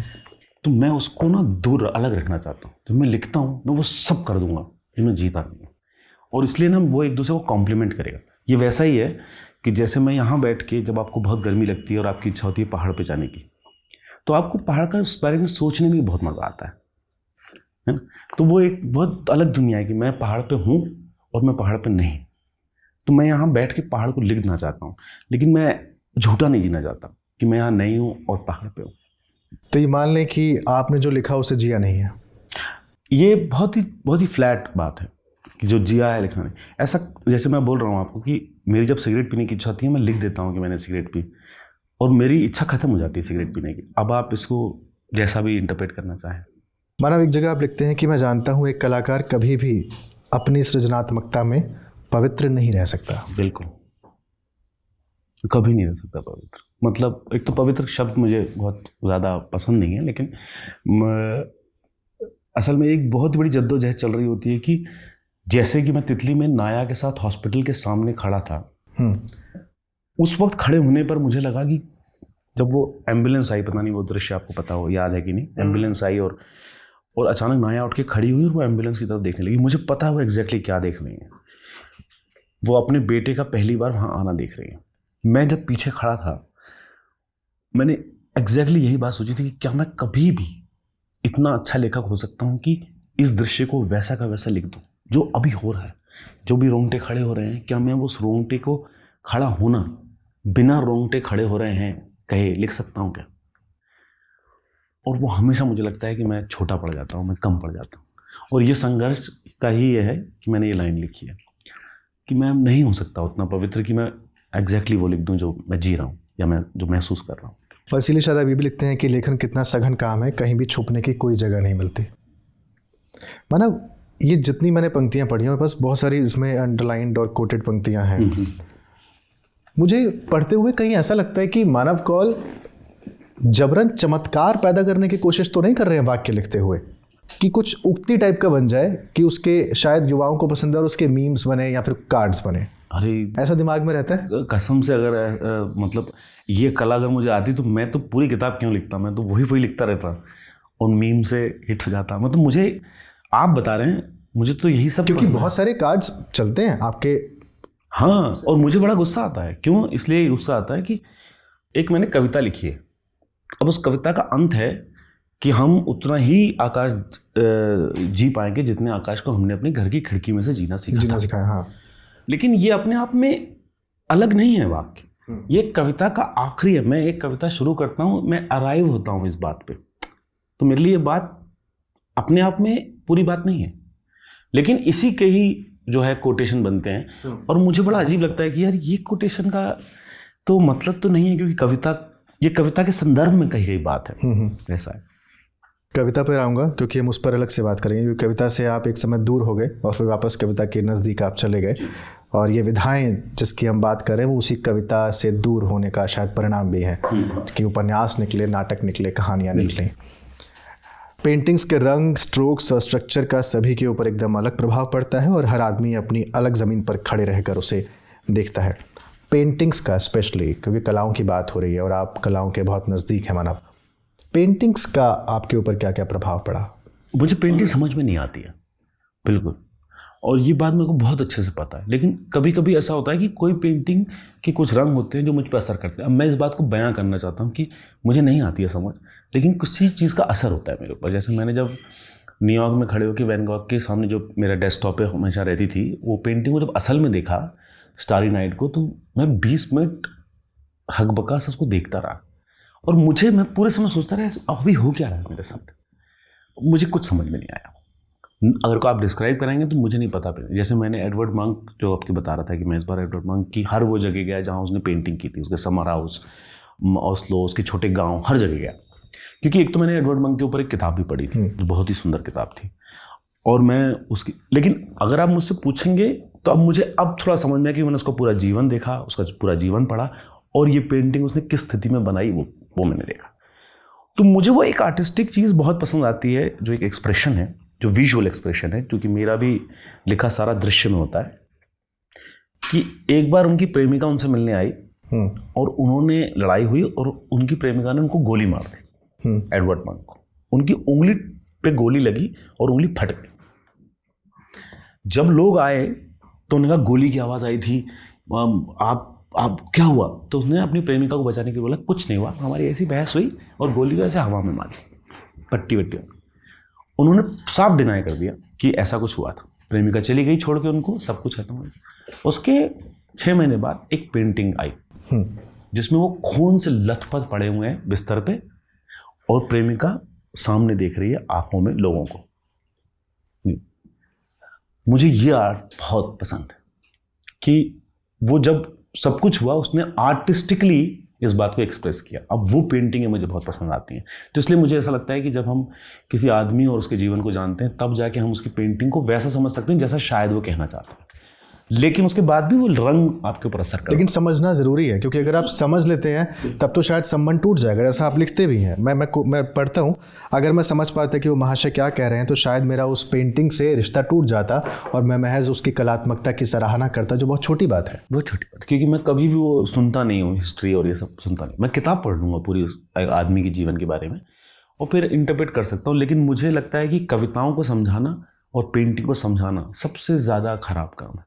ना आपको सवाल पूछने चाहिए, या तो आपको वो अच्छी लगती है या नहीं लगती है, इसके अलावा। मानव अलग जीने में खुद को बदलना मैं देख पा रहा था। मुझे लगातार अकेले जीना होगा, तब कहीं जाकर अलग किस्म के वाक्य भीतर से निकलेंगे। अलग किस्म के वाक्य भीतर से निकालने के लिए अकेला जीना क्यों ज़रूरी है? पता नहीं, क्योंकि शायद मैं बहुत अकेला ट्रैवल कर रहा था। 2 महीने से मैंने किसी से बात भी नहीं की थी, उस समय 1.5 महीने से। और मुझे लग रहा था कि कुछ अलग वाक्य फूट रहे हैं, कुछ नई चीज़ें आ रही है, कुछ जैसे एक समय उसमें मैंने एक बार आत्महत्या करने के बारे में भी सोचा था। मैं पहली बार उसको लिख पाया क्योंकि मैं बहुत अकेला रहता था। यूजुअली मैं कभी नहीं लिख सकता था ये बात। तो मुझे ऐसा लगता है कि ये करेज है, देता है, ये वो संसार खोलता है इतनी चुप्पी के बाद का कि मेरे को हर चीज़ बहुत बारीक तरीके से दिखती है। तो अकेले रहने का मतलब ये नहीं है कि मैं कोई मेरे को दखलंदाजी कर रहा है जीवन में और मेरे से नहीं लिखा जा रहा, सिर्फ इसलिए कि मैं वो बारीक साउंड को भी लिखना चाहता हूँ जो बहुत अकेले रहने के बाद आपको सुनाई देने लगती है।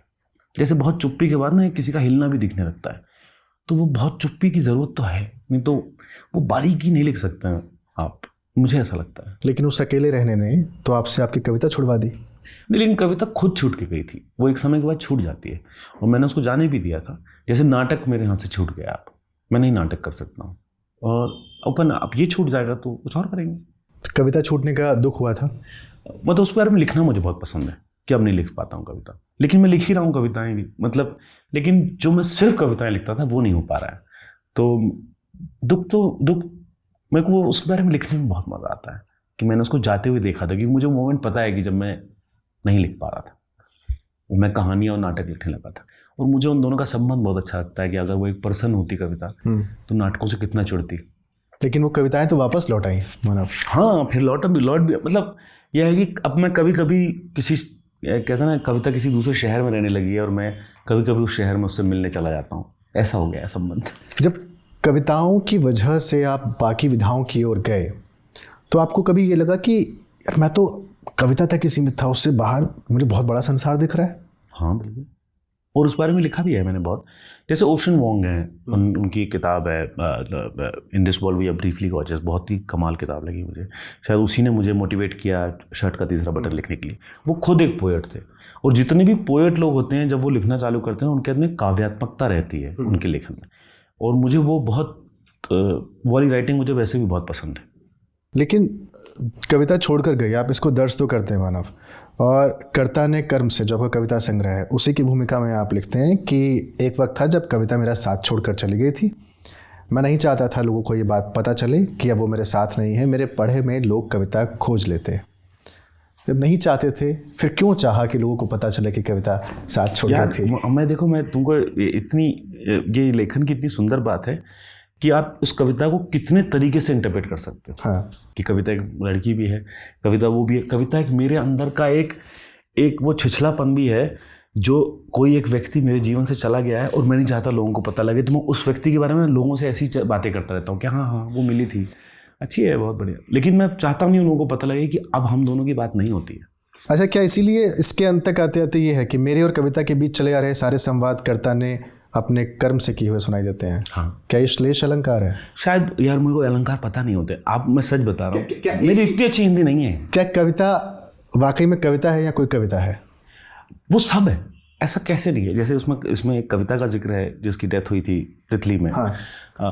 वो सब है, और इसलिए हिंदी मेरे को इसलिए अद्भुत लगती है कि जैसे अगर मैं जीवन नाम का कोई एक पात्र जो मेरे अंदर बहुत होता है, मैं उसको जीवन नाम का पात्र होता है, जब मैं जीवन से बात करता हूँ तब अगर ये पूछेंगे आप कि ये जीवन पात्र है या जीवन है, तो ये तो फिर आप पढ़ नहीं रहे हैं ठीक से। ये जीवन भी है, ये जीवन पात्र भी है, और उसी में लेखन का मजा है। और मैं लेखन का मजा लेना चाहता हूँ जब मैं बैठा हूँ।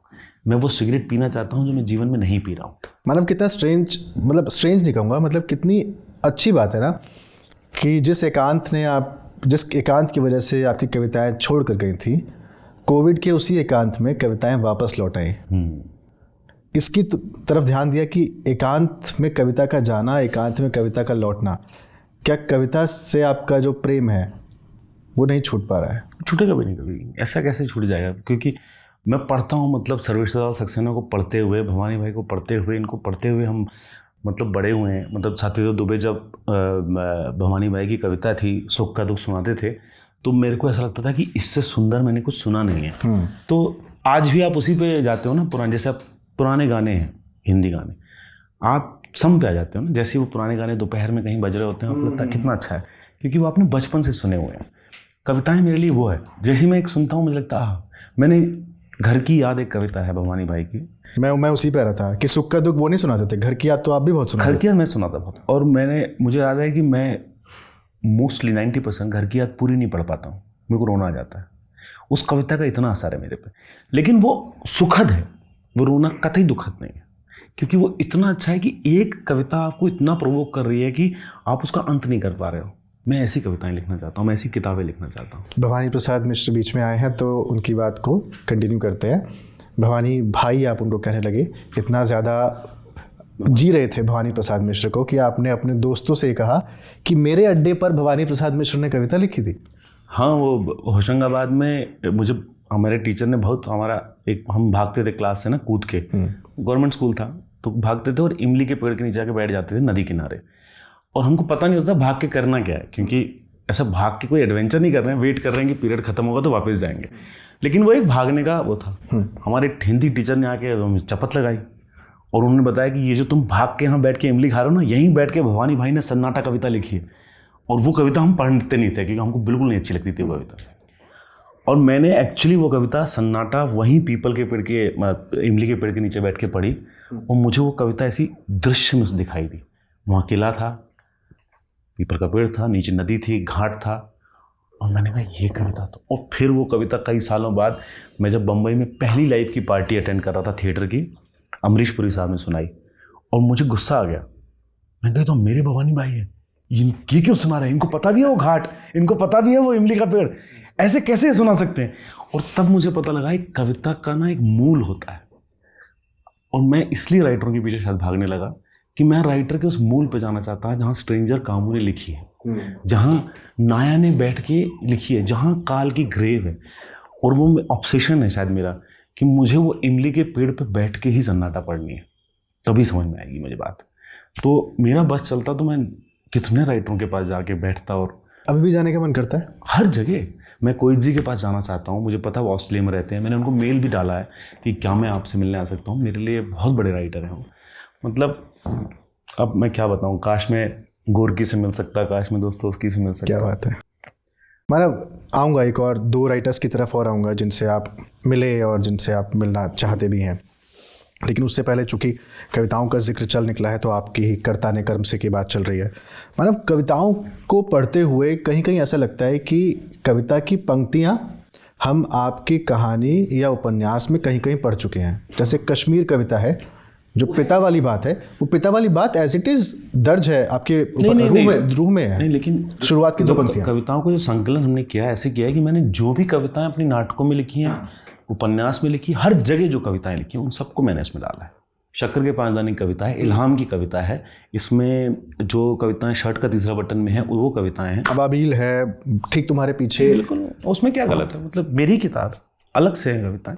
ठीक है, अगर ये कविताएं मान लीजिए उन्हीं सब में से एक संग्रह बना हुआ है, आपको ऐसा कभी लगा, माना अलग भी कविताएं, ऐसा अलग भी, हाँ अलग भी कविताएं हैं, कुछ नई कविताएं भी हैं, अगर ये देखा जाए, जैसे आपने अपने उपन्यासों से ठीक पहले की किताबों से कुछ कुछ कोट्स जो कवितामय थे उनको निकाल के आपने कविताएं के रूप में दर्ज किया, कभी ऐसा भी लगता है मानव कि आपका जो सिरा किसी कहानी में कहीं छूट गया है, आप वापस उस सिरे को पकड़ने जाते हैं और फिर वहाँ से दूसरी कहानी बनाते हैं, या फिर उस सिरे से उपन्यास को गढ़ने की कोशिश करते हैं? हाँ, गढ़ना बनाना ये शब्द है नहीं मेरे डिक्शनरी में।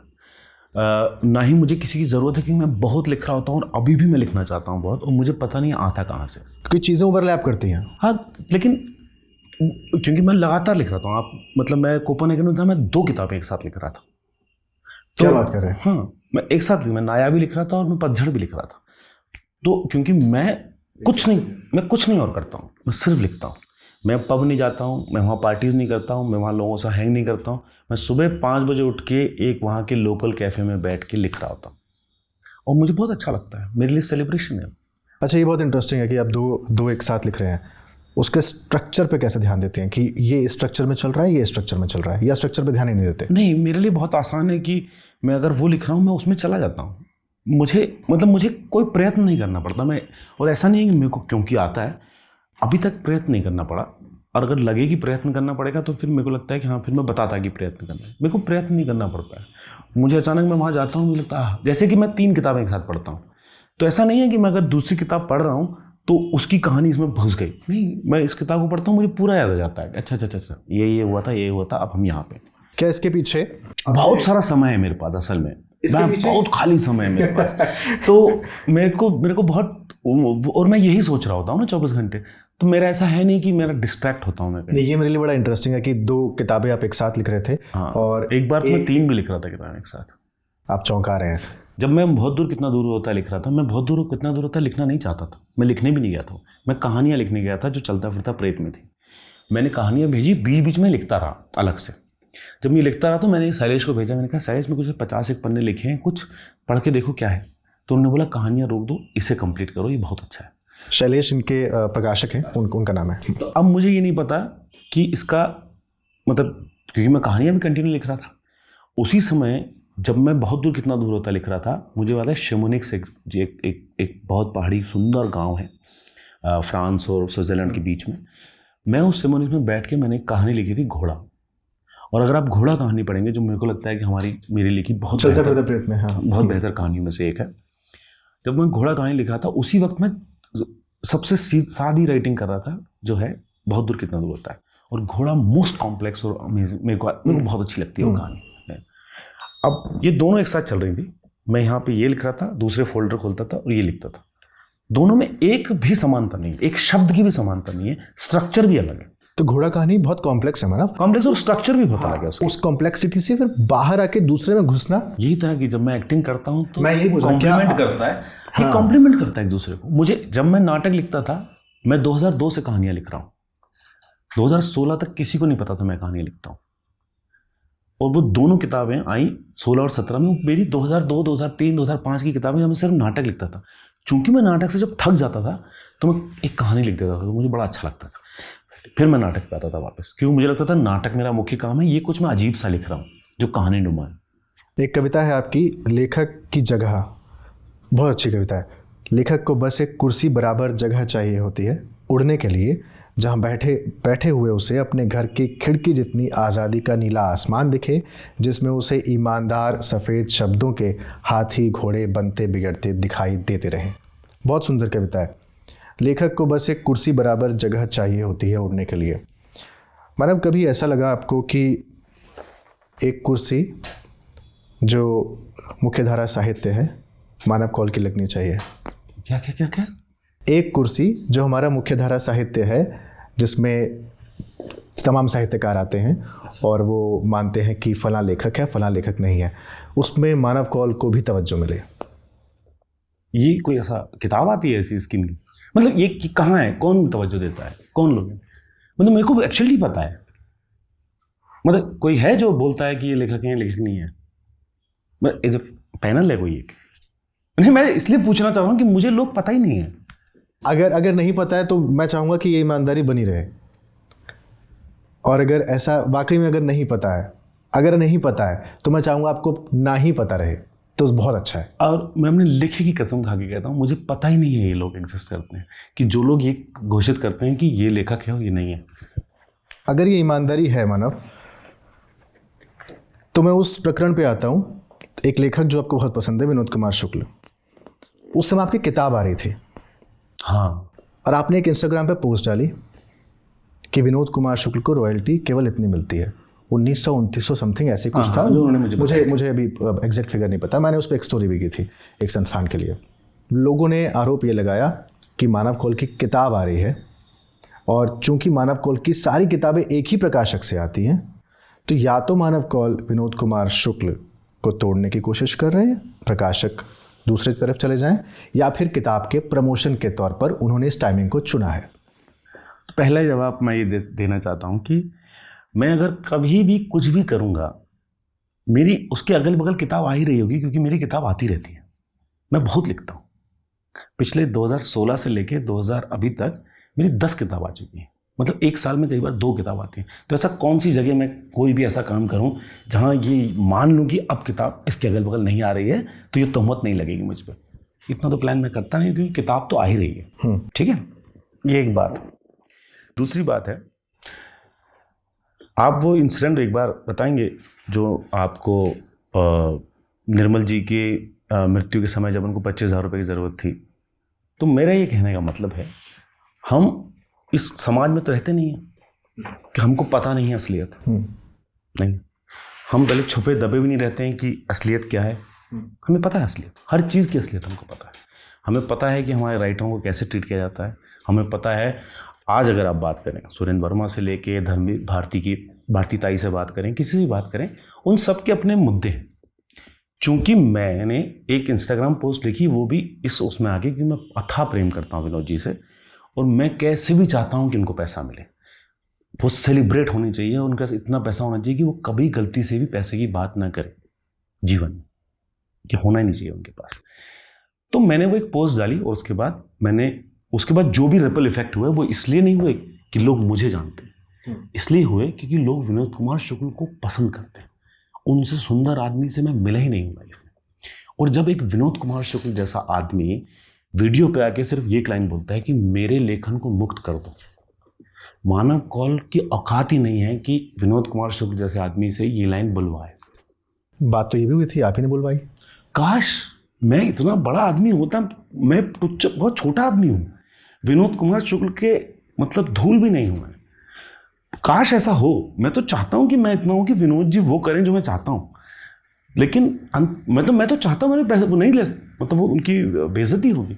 लेकिन आइडिया है कि अगर वो एक वीडियो पे आके इस उम्र में जब उनकी तबीयत खराब है ये लाइन बोलते हैं, उसमें आप अगर मैनिपुलेशन देखते हैं तो मैं उस समाज का हिस्सा नहीं हूँ, मैं उन लोगों का भी हिस्सा नहीं हूँ। इसलिए मैंने आज तक कभी कोई जवाब नहीं दिया, क्योंकि मैं वो आदमी नहीं हूँ कि मैं हिंदी का झंडा उठा के घूमूँ। मेरा सिर्फ लिखना चाहता हूँ, पढ़ना चाहता हूँ और घूमना चाहता हूँ। इससे बड़ी लाइफ में जीना ही नहीं चाहता। जब आपको हिंदी की ये सारी पॉलिटिक्स पता है मानव, नहीं पता है तो उससे पहले भी आप बोल रहे हैं आपको कुछ भी नहीं पता था? नहीं नहीं, बिल्कुल नहीं पता। ये तो उसके बाद मुझे पता लगा कि इसका ये सब हुआ। और सब आपने भी मुझे बहुत मैसेज किए इंटरव्यू के लिए, ऐसे कई लोगों ने मुझे मैसेज किए। मैंने इस बारे में एक शब्द भी इसलिए नहीं बोला क्योंकि ये लड़ाई बहुत अलग है, मैं उस लड़ाई का हिस्सा नहीं होना चाहता हूँ। लेकिन जो चीज़ मुझे बुरी लगती है मैं उसमें लिख दूंगा। उसका जो असर हुआ है उसका मेरे से कोई लेना नहीं, उसका प्रेम है, विनोद जी से अथाह प्रेम है। कल तुम परसों निर्मल जी की बात जब करते हो तुम्हारे आंखें चमकने लगती है। अब मैं ये बोलूं कि मैं तुमको मैनिपुलेट कर रहा हूं कि तुम्हारी आंखें चमकती हैं निर्मल जी मेरे कारण नहीं, तुम्हारे प्रेम के कारण आंखें चमक रही हैं। विनोद जी, ये सब जो लिखा गया है विनोद जी के कारण लिखा गया। मैं तो बहुत छोटा आदमी हूँ इस मामले में, और काश ऐसा हो कि मैं बोलूँ और असर हो, मतलब मैं तो मज़ा आ जाएगा। फिर तो मैं चीज़ें बोलूँगा, मतलब पता नहीं क्या बोलूँगा लेकिन बोलूँगा। विनोद जी से पहली बार मिलना कब हुआ था मानव? पहली बार तो मैंने फ़ोन किया था उन्हें जब उन्होंने आई लव यू बोला था, और फ़ोन काट मैंने पढ़ा, आपने लिखा भी हो। और क्या होता ना कि मुझे पहले पता नहीं था कि ऐसे लेखक से बात की जा सकती है, लेकिन वो इतने ज़्यादा अच्छे लेखक हैं कि एक बार मुझे याद है मैंने उनको फ़ोन किया, क्योंकि जब मैं बहुत ज़्यादा ऐसे हिला हुआ होता हूँ मुझे लगता है मैं सुन लूँ उनकी आवाज़, तो मैंने बहुत कम करता हूँ उनको फ़ोन, मुझे लगता नहीं है उनको डिस्टर्ब करना चाहिए। तो एक बार मैंने फ़ोन किया, उन्होंने फ़ोन उठाया और मैंने कहा आप व्यस्त तो नहीं थे, मैंने आपको फ़ोन कर दिया। तो उन्होंने बोला नहीं मैं कविता लिख रहा था। मैंने कहा अरे मुझे बहुत माफ़ी दे दीजिए, मैंने आपको फ़ोन किया, मैं बाद में फ़ोन करूँगा कभी। कहते नहीं तुमने फ़ोन किया, अब शायद मैं बेहतर कविता लिखूँ। क्या बात है। ये जो आदमी है ये तो जीना सिखाता है कि इतना सरल जीव, इतना सारा बेहतर। उनकी बात में चलने पे कविता है, उनकी बात में हिलने पे कविता है। वो जब आपको अपना एड्रेस बताते हैं ना, वो एड्रेस जब भेजते हैं कि कहाँ है उनका एड्रेस, वो मुझे कविता लगती है कि इस पेड़ के इसके नीचे मेरा घर है। मैंने कहा यार ये आदमी तो एड्रेस भी कविता में भेजता है। तो अब मतलब उस बड़े आदमी को लेके मेरे जैसा आदमी क्या ही कर लेगा, क्या कर लेगा। मैं बहुत छोटा आदमी हूँ उनके सामने, और मैं प्रेम करता हूँ उनसे और जितने मेरे लेखक हैं। और मुझे कोई दिक्कत नहीं अगर कोई मेरे को, मैंने किसी का जवाब नहीं दिया। मुझे पता है फेसबुक पे बहुत लोग, क्योंकि मेरी कुछ दोस्त हैं उन्होंने मुझे फ़ोन करके गुस्सा हो रही थी, मैंने तुम क्यों, मेरे को, क्योंकि मेरे को पता ही नहीं ना मैं फेसबुक पे हूँ ना मैं उस पर हूँ। और मानव, लोगों का ये भी मानना है कि आपके ऊपर विनोद कुमार शुक्ल के लेखन की छाप दिखलाई पड़ती है, निर्मल वर्मा की भी, दोनों और निर्मल वर्मा की भी बहुत दिखलाई। और आप उन्हें शायद ये जानकर है आप उन्हें कॉपी करने की कोशिश करते हैं, क्या ऐसा है? मतलब मेरे लिए बहुत बड़ा कॉम्प्लीमेंट है कि हल्का सा भी उन जैसा लेखन सुनाई देता है मेरा। लेकिन क्या ना, मेरी स्कूलिंग नहीं हुई है, मैं फिसड्डी स्टूडेंट था। जैसे कि मैंने बताया मेरी हिंदी बहुत ख़राब थी। बाद में मुझे पता लगा विनोद जी की भी हिंदी बहुत ख़राब थी। तो मुझे बड़ा लगा कि हाँ चलो थोड़ा सा तो एक है। लेकिन मैं कहाँ से सीखूंगा, मैं किससे संवाद करूँगा? आपको एक बात शायद पता नहीं है, मैंने कुछ 10 साल जब मैं नाटक लिखता था तो मैं एक संवाद करता था। उसकी शुरुआत ऐसी थी, मैं पहाड़ पे एक जगह रह रहा था, बारिश हो रही थी और मैं चाय लेके बैठा था और मुझे लगा निर्मल जी आए हैं, बाहर बैठे हैं, वो भी चाय पी रहे हैं। तो मैंने लैपटॉप खोला और उनकी और मेरी बातचीत लिखने लगा। वो बातचीत का सिलसिला 10 से 12 साल चला है और निर्मल जी और मैंने बातें की हैं 12 साल। वो लिखा रखा है मेरे पास कहीं। मैं इतना ऑब्सेस्ड हूँ किसी के लेखन से, मैं कामों से भी उतना ही ऑब्सेस्ड हूँ, मैं 100 दिलों से भी उतना ही ऑब्सेस्ड हूँ, क्योंकि मैं इनके अलावा, मैंने बोला छोटा संसार है इसी में। तो वो मैंने एक बार शैलेश को बोला भी था कि ये मैंने लिखा था। कहते नहीं ये तो वैसे भी आपको बोलते हैं कि आप निर्मल जी, और ऊपर से आप ये संवाद भी लिख देंगे सारे। इसीलिए मानव एक जगह मिलता है कि आप चाय के 2 प्याले बनाते हैं। हाँ, एक खुद अपने लिए रखते हैं और एक सामने वाले के लिए, ताकि कोई ना भी हो तो भी लगे कि भाई कोई तो है मेरे साथ जो पी रहा है। नहीं, गलत है, आप गलत इंटरप्रेट कर रहे हैं। मैं 2 प्याला चाय देर रात इसलिए बनाता हूँ क्योंकि 2 प्याला चाय बनाने में अकेलेपन का छिछलापन नहीं होता है। और दूसरा यह है कि दूसरा प्याला चाय बनाने पे कोई भी आएगा और आपका संवाद चालू हो जाएगा। वो खुद की उपस्थिति खुद तय करेगा, कभी निर्मल जी आ जाएंगे, कभी कोई आ जाएगा और आपका संवाद चालू हो जाएगा। ये अकेलेपन का सेलिब्रेशन है। तो आई लाइक दैट आइडिया। मैं 2 कप चाय बनाता हूँ, बहुत अच्छा लगता है। अभी बनाता हूँ, मुझे बहुत मज़ा आता है यार। ये अपने अकेले बंद कमरे के पागलपन है और मतलब उसमें क्या दिक्कत है। और 1 कप चाय अगर फेंक भी दूंगा तो आई डोंट थिंक कुछ मॉरली में कुछ गलत कर रहा हूँ। नहीं। हर आदमी का रात के साथ एक संबंध होता है। अगर ये संबंध अच्छा है तब आपको नींद आ जाती है, पर अगर ये संबंध ख़राब है तब आपके जीवन के छोटे छोटे अंधेरे रात के अंधेरे में घुस जाते हैं और आपको सोने नहीं देते। आपका रात के साथ कैसा संबंध है मानव? यार मेरा संबंध बिल्कुल उल्टा है इसके। ये लिखे का है जीवन। मैं बहुत तगड़ा सोता हूँ, मैं रोज़ 5:30-6 बजे उठता हूँ और वही मैं लिखता हूँ। मेरा मॉर्निंग राइटिंग है, मैं मॉर्निंग पर्सन हूँ। रात से मेरा कोई संबंध नहीं है। मैं 10:30 शायद सालों से सो चुका होता हूँ, 10:30-11। चूँकि रात की बात हो रही है और इससे पहले निर्मल वर्मा की बात आई, मैं कविताओं पर बात ख़त्म करते हुए वापस निर्मल वर्मा की तरफ आना चाहता हूँ। निर्मल वर्मा जहाँ लाल टीन की छत उन्होंने लिखी थी, आप उसे देखने गए थे और आप एक दो जगह उसे कह भी चुके हैं और लिख भी चुके हैं इस जगह। काफ़ी ख़राब लगा आपको वो देखकर, और आप बहुत ऑब्सेस्ड हैं निर्मल वर्मा से। नहीं, मैं यही है कि चूँकि मैंने उनको लिखा है उस समय, मैं सबसे ऑब्सेस्ड हूँ। मैं हर लेखक से, मैं अगर कामों को ढूंढ रहा हूँ पेरिस में पार्टी करने की बजाय या कुछ करने के बजाय, पेरिस सो कॉल्ड घूमने के बजाय, मैं कहीं नहीं गया।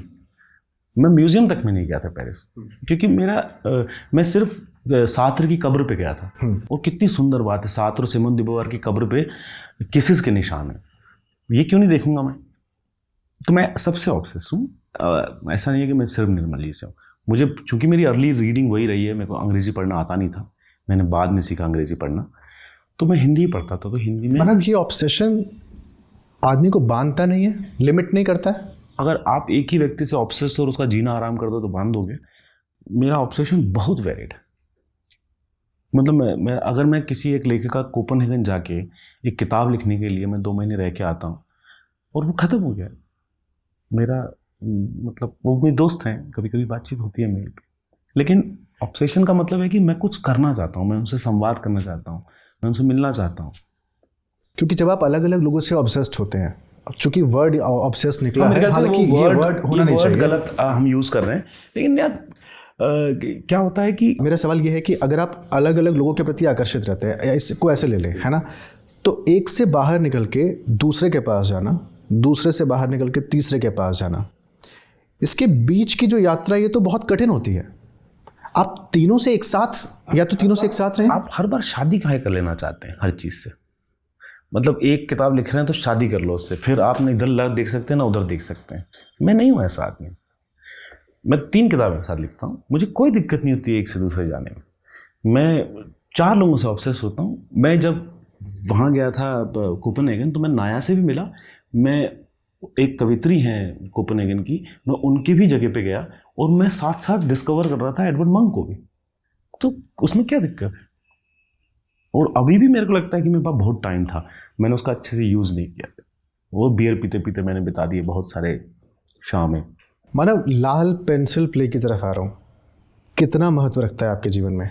बहुत इम्पोर्टेंट प्ले था लाल पेंसिल। एक तो कोरिया में एक कहानी थी जब मैंने लिखी थी, जब मैं कोरिया के उसमें था, और पहली बार दृश्य में मैंने कोई एक प्ले डायरेक्ट किया था शब्द की बजाय, तो वो बहुत दृश्य वाला प्ले था। तो एज ए डायरेक्टर मेरे लिए थिएटर में वो मेरे लिए लगता है बहुत बड़ा मोड़ था। कोरिया में आप डिप्रेशन में चले गए थे? नहीं, मेरे को उसके बारे में लिखने में बहुत मज़ा आता है। ये वैसा ही है जैसे जो बहुत ज़्यादा तकलीफ़ में रहते हैं ना, वो हाथ से लिखते हैं। जैसे हरिशंकर परसाई, वो हाथ से लिखते हैं, और जो बहुत प्रिविलेज्ड होते हैं वो अधिकतर ट्रेजेडी लिखते हैं। तो वो आप हमेशा दूसरे की तरफ भागते हो ना, जो आपके पास नहीं है। तो ऐसा है। और शक्कर के 5 दाने? शक्कर के 5 दाने तो मैं 1 साल से मैंने एक्टिंग छोड़ दी थी, कुछ 12 साल। तो वो शुरुआती समय था जब मैंने एक्टिंग छोड़ी थी। सत्यदेव दुबे से लेकर सब बड़े नाराज़ थे मुझसे, और मैं 1 साल तक घर पे बैठा रहा, मुझे पता नहीं क्या करना है। तो मैंने सोचा कि ऐसा क्या है, मैं नाटकों की जो है उस समय यंग था, बुराइयाँ करता था कि दुबे जी आपको लिखना नहीं आता, इनको लिखना नहीं आता, ये वो। तो मैंने कहा ऐसा कौन सा नाटक है जो मैं बैठ के ऑडियंस में देखना चाहता हूँ और अप्रिशिएट करूँगा। तो मैंने वही नाटक लिख दिया जो मैं बैठ के देखना चाहता था। तो वो 1 दिन 2 दिन में लिख दिया था मैंने शक्कर के 5 दाने। क्या ये इस बात में सच्चाई है कि आप कहीं जाते हैं, विचार आपके मन में आता है, वो विचार आप अपने पब्लिशर से साझा करते हैं, वो बोलते हैं गो अहेड, तो आप उसको लिखते हैं? नहीं, इतना भी नहीं है। वो ऐसा है कि मैं लिख, लेकिन इसमें कुछ सच्चाई है? नहीं, वो मैं जो भी लिखता हूँ उसका जब एक चंक मुझे लगता है कि हाँ ये कुछ एक बन रहा है जो मुझे मज़ा आ रहा है, फिर जब वो एक चंक हो जाता है लेखन का, तो मैं उनको भेजता हूँ, क्योंकि वही अकेले आदमी है जिनसे मैं थोड़ी बात कर लेता हूँ कि क्या बोल रहे हैं, और वो कभी कोई राय नहीं देते। वो हमेशा ही बोलते हैं कि आगे बढ़िए, देखते हैं कहाँ जाता है। और बस मेरे को बस एक है कि एक व्यक्ति के मतलब अंतरिक्ष में एक संदेश फेंकना है जो वो पकड़ते हैं और वो बोलते हैं हाँ आगे देखते हैं क्या होता है आपका। लेकिन जैसे वो ये भी बोलते हैं, जब मैं कभी काफ़ी समय से मैं एक्टिंग कर रहा होता हूँ, नहीं लिखता हूँ, तो एक बीच में मैसेज आता है, अगर इस बीच कुछ लिखें तो प्लीज़ भेज दीजिएगा, पढ़ने की इच्छा है। अब ये इतनी बढ़िया बात है कि वो लिखने के लिए मुझे प्रोवोक करती है कि हाँ यार कोई आदमी इंतज़ार कर रहा है मेरा लिखना पढ़ने के लिए।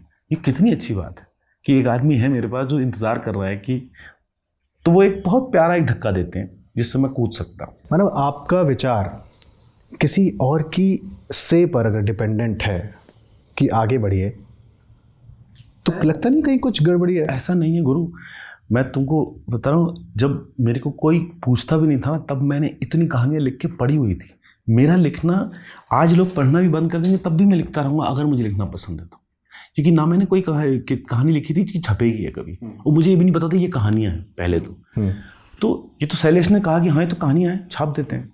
तो किसी के कहे पे तो कहाँ ये उम्र निकल गई है मेरी।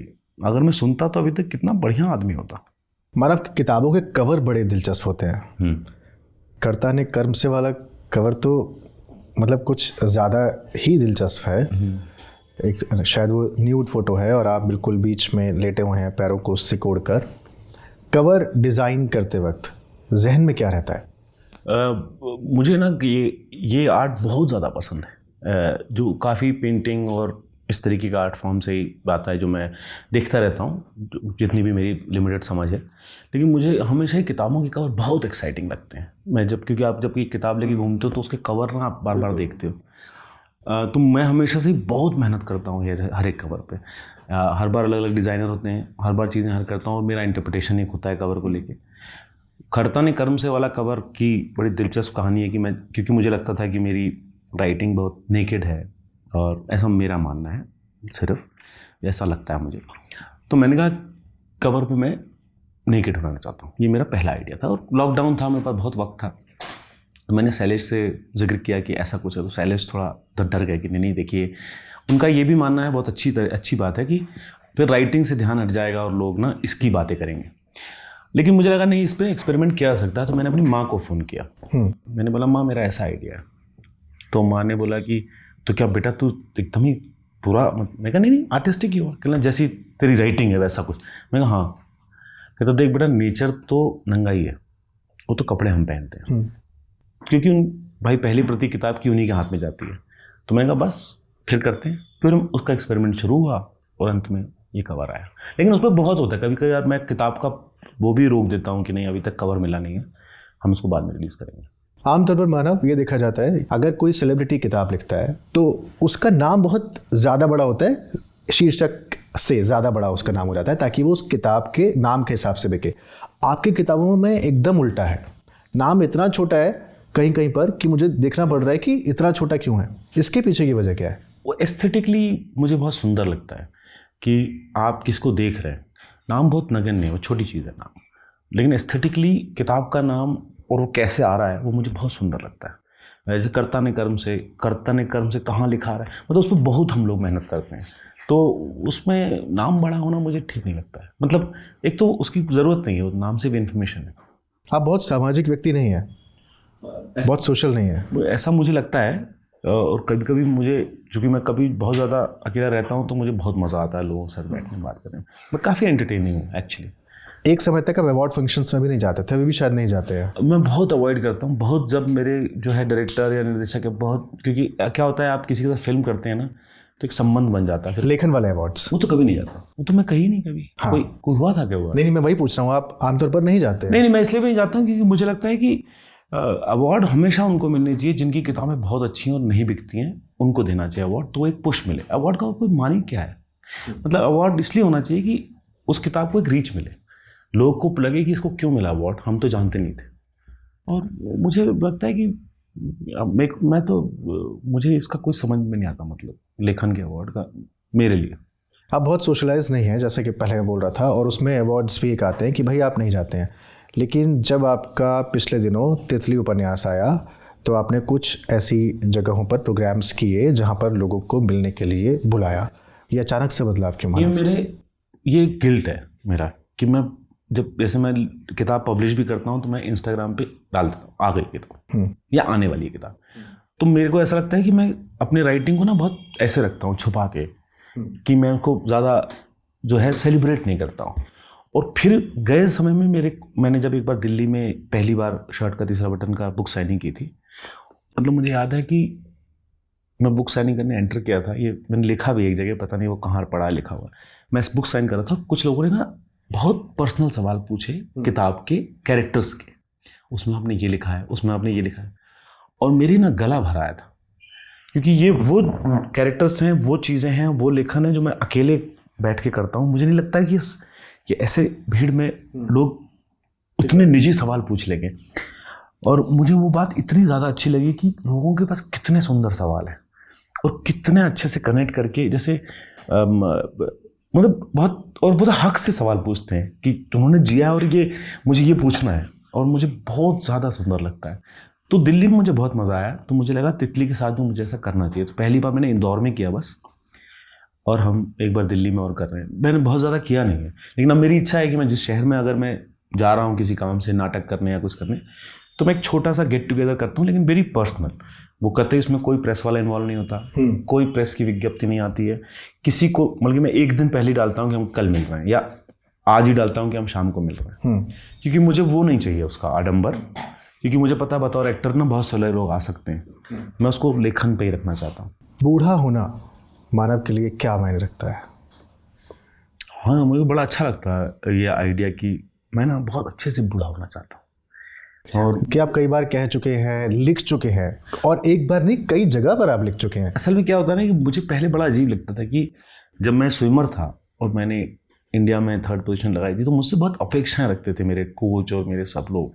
तो मुझे लगता था कि जब मैं बूढ़ा हो जाऊँगा ना, तो एक चीज़ होगी, किसी को कोई अपेक्षा नहीं होगी मुझसे, तब जीने में बहुत मज़ा आएगा। तो इसलिए मैं बार बार उस पर आता हूँ कि बूढ़ा होने में कितना बड़ा सुख है कि कोई आपसे कोई अपेक्षा ही नहीं रखता है, आप जियो जो जीना है, जैसा जीना है। कोई रखता है अभी अपेक्षाएं? मतलब हर किताब पे एक अपेक्षा हो जाती है ना कि अगली किताब क्या होगी, वो सब है। मैं उस पर ज़्यादा ध्यान नहीं देता, इसलिए मैं बार बार अपने बूढ़े होने पर ध्यान देता हूँ कि मैं जल्दी से वहाँ पहुँच जाऊँ, बूढ़ा हो जाऊँ। अब तो 10 साल हो गए ना, 20 साल हो गए अब तो। हाँ, लेकिन अपेक्षाएं बढ़ती जाती है ना, जैसे नाटकों से अपेक्षाएं बढ़ती गई थी। जब मैंने पहला नाटक लिखा था तो सरप्राइज, फिर तीसरा क्या होगा, तो एक तरीके का आप वो एक हैवीनेस फील करते हो, जो मुझे लगता है कि आपके लिखे में नहीं आना चाहिए। छोटे छोटे सवाल हैं कुछ, उनके बारे में बताइएगा। आपके जीवन से कितना जुड़े हैं, या फिर कितना प्रभाव उन्होंने आपके जीवन पर डाला? Ruskin bond. रस्किन बॉन्ड की राइटिंग ये जो बूढ़े होने से संबंध रखती है कि मुझे हमेशा लगता है कि जब मैं बहुत बूढ़ा होऊंगा तो मैं उनकी तरह लिखूंगा। लैंडोर में अभी गया था, तितली की शुरुआत वहाँ से हुई थी, और लैंडोर का संबंध भी रस्किन बॉन्ड से ही, क्योंकि उनके लिखे में पढ़ा था, तो मैंने कहा कि मैं लैंडोर ज़रूर जाऊँगा। पढ़ी किताबों को फिर से पढ़ना, ये निर्मल जी भी कहते हैं, बहुत सारे लोग कहते हैं कि असल में आप पढ़ते दूसरी बार ही हो किताब को, पहली बार तो आप सिर्फ उसके आश्चर्य में रहते हो। यात्राओं मेरा एक्चुअली आप कहें तो मैं कौन हूँ, मैं यात्री हूँ। लेखन, अभिनय, बाकी सब सेकेंडरी। मैं जीवन भर घूमना चाहता हूँ। यूरोप? हाँ यार, इतना ज़्यादा यूरोप पढ़ा है, खासकर जितने हर जगह। तो ऐसा जब मैं पहली बार जैसे न्यूयॉर्क गया था, तो मुझे लगा कि मैं तो यहाँ कई बार आ चुका हूँ। और आपको कई बताऊँ, कई यूरोप के, और जैसे न्यूयॉर्क तो ऐसा है कि मैं बम्बई से ज़्यादा न्यूयॉर्क जानता हूँ। मैं इतना ज़्यादा बीच में गया था न्यूयॉर्क, इतना घूमा था न्यूयॉर्क। और यूरोप तो एक हमेशा ऐसा रहा है कि आर्टिस्ट यूरोप से ही आते हैं, यहीं लिखा गया है सब कुछ, यहीं वो नाटक लिखे गए हैं, यहीं वो फिल्में बनी हैं। तो यूरोप का फैसिनेशन तो बहुत था, अभी भी है। क्या मानव को एक्साइटमेंट खोजते हैं पूरे समय? मैं बोरिंग लाइफ कतई नहीं जीना चाहता हूँ। फिर मानव की लाइफ बोरिंग कैसे हुई? क्योंकि बेसिक बोरिंग है, इसलिए एक्साइटमेंट ढूंढना था ना। मैं बोर होने से बहुत डरता हूँ। लेकिन अगर कोई, जैसे अब मैं ऐसे बताता हूँ आपको कि आप अगर कभी मेरे साथ पेरिस जाएंगे, तो यूजुअली पेरिस में आदमी क्या करना चाहता है? जो आपको इंस्टाग्राम पे जो चित्र दिखते हैं, पेरिस में क्या चित्र दिखते हैं? अगर कोई आदमी के साथ आप जाएं, वो कतई वो सब ना करना चाहे, तो वो तो मतलब मेरे साथ ट्रैवल करने वाला अथाह बोर हो सकता है कि मैं कैफ़े में बैठा रहता हूँ, मैं बस थोड़ी थोड़ी वॉक करता हूँ, लंबी वॉक करता हूँ, और राइटरों को ढूंढ रहा होता हूँ।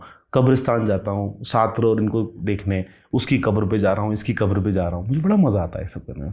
ये यूजुअली बड़ा बोरिंग काम है। जब मैं 2 महीने कोपेनहेगन में रहा था, मैं एक भी ऐसी जगह नहीं गया जहाँ पे सो कॉल्ड कोपेनहेगन में जब जाओ तो ये ज़रूर करना आता है।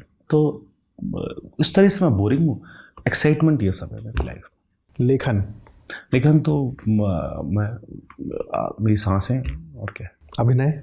अभिनय थेरेप्यूटिक है, उससे बड़ी थेरेपी नहीं है कोई। और जब मैं अभिनय कर रहा होता हूँ तो मुझे लगता है कि वो एक बहुत अच्छी चीज़ है कि मैं फिजिकली वो जी के वापस आता हूँ।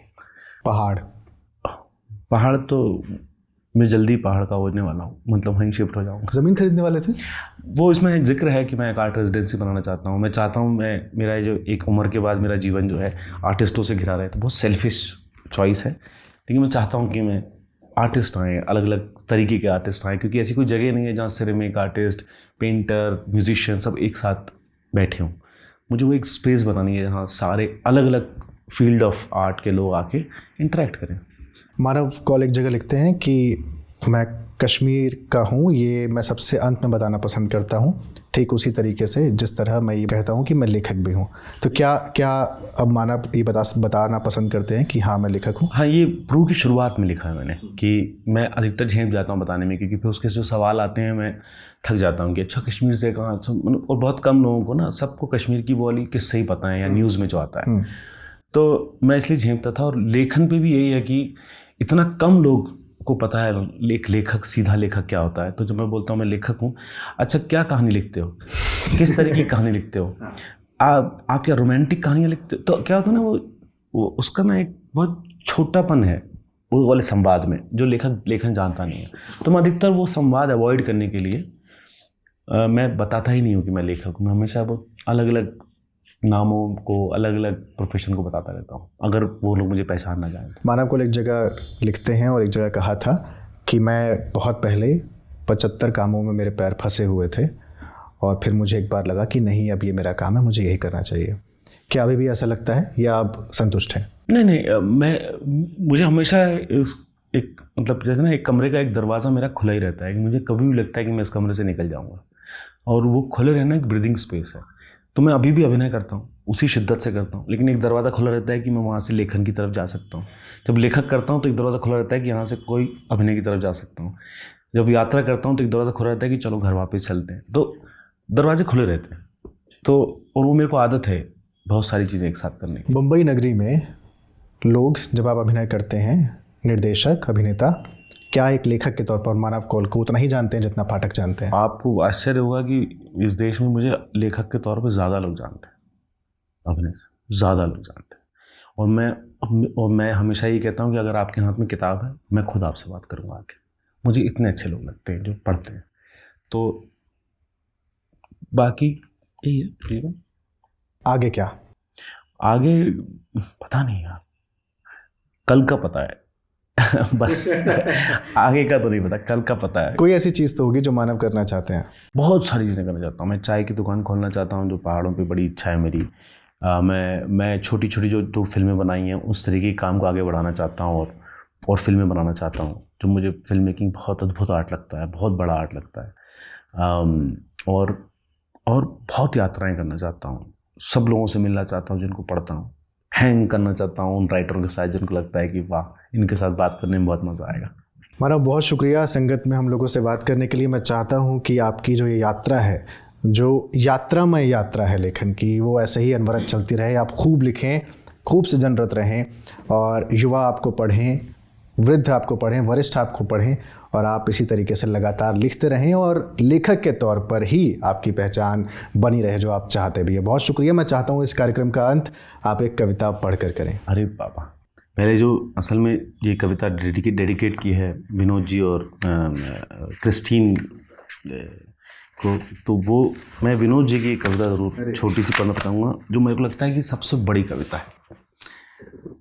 शब्दहीनता में मैं किसी भी कविता के पहले मुक्ति को मुक्तियों में दोहराता हूँ। बहुत सुंदर कविता है। शब्दहीनता में मैं किसी भी कविता के पहले मुक्ति को मुक्तियों में दोहराता हूँ। शब्दशः नहीं, ध्वनिशः। एक झुंड पक्षियों का पर फड़फड़ा के उड़ जाता है। क्या बात है, वाह। मुझे लगता है विनोद जी की बहुत अद्भुत कविता है। खिड़की से आकाश पढ़ लेता हूँ, जिसका जिक्र भी किया है। थोड़े में बहुत कुछ देख लेना और बहुत कुछ होने पर हमारा आंखें बंद कर लेना।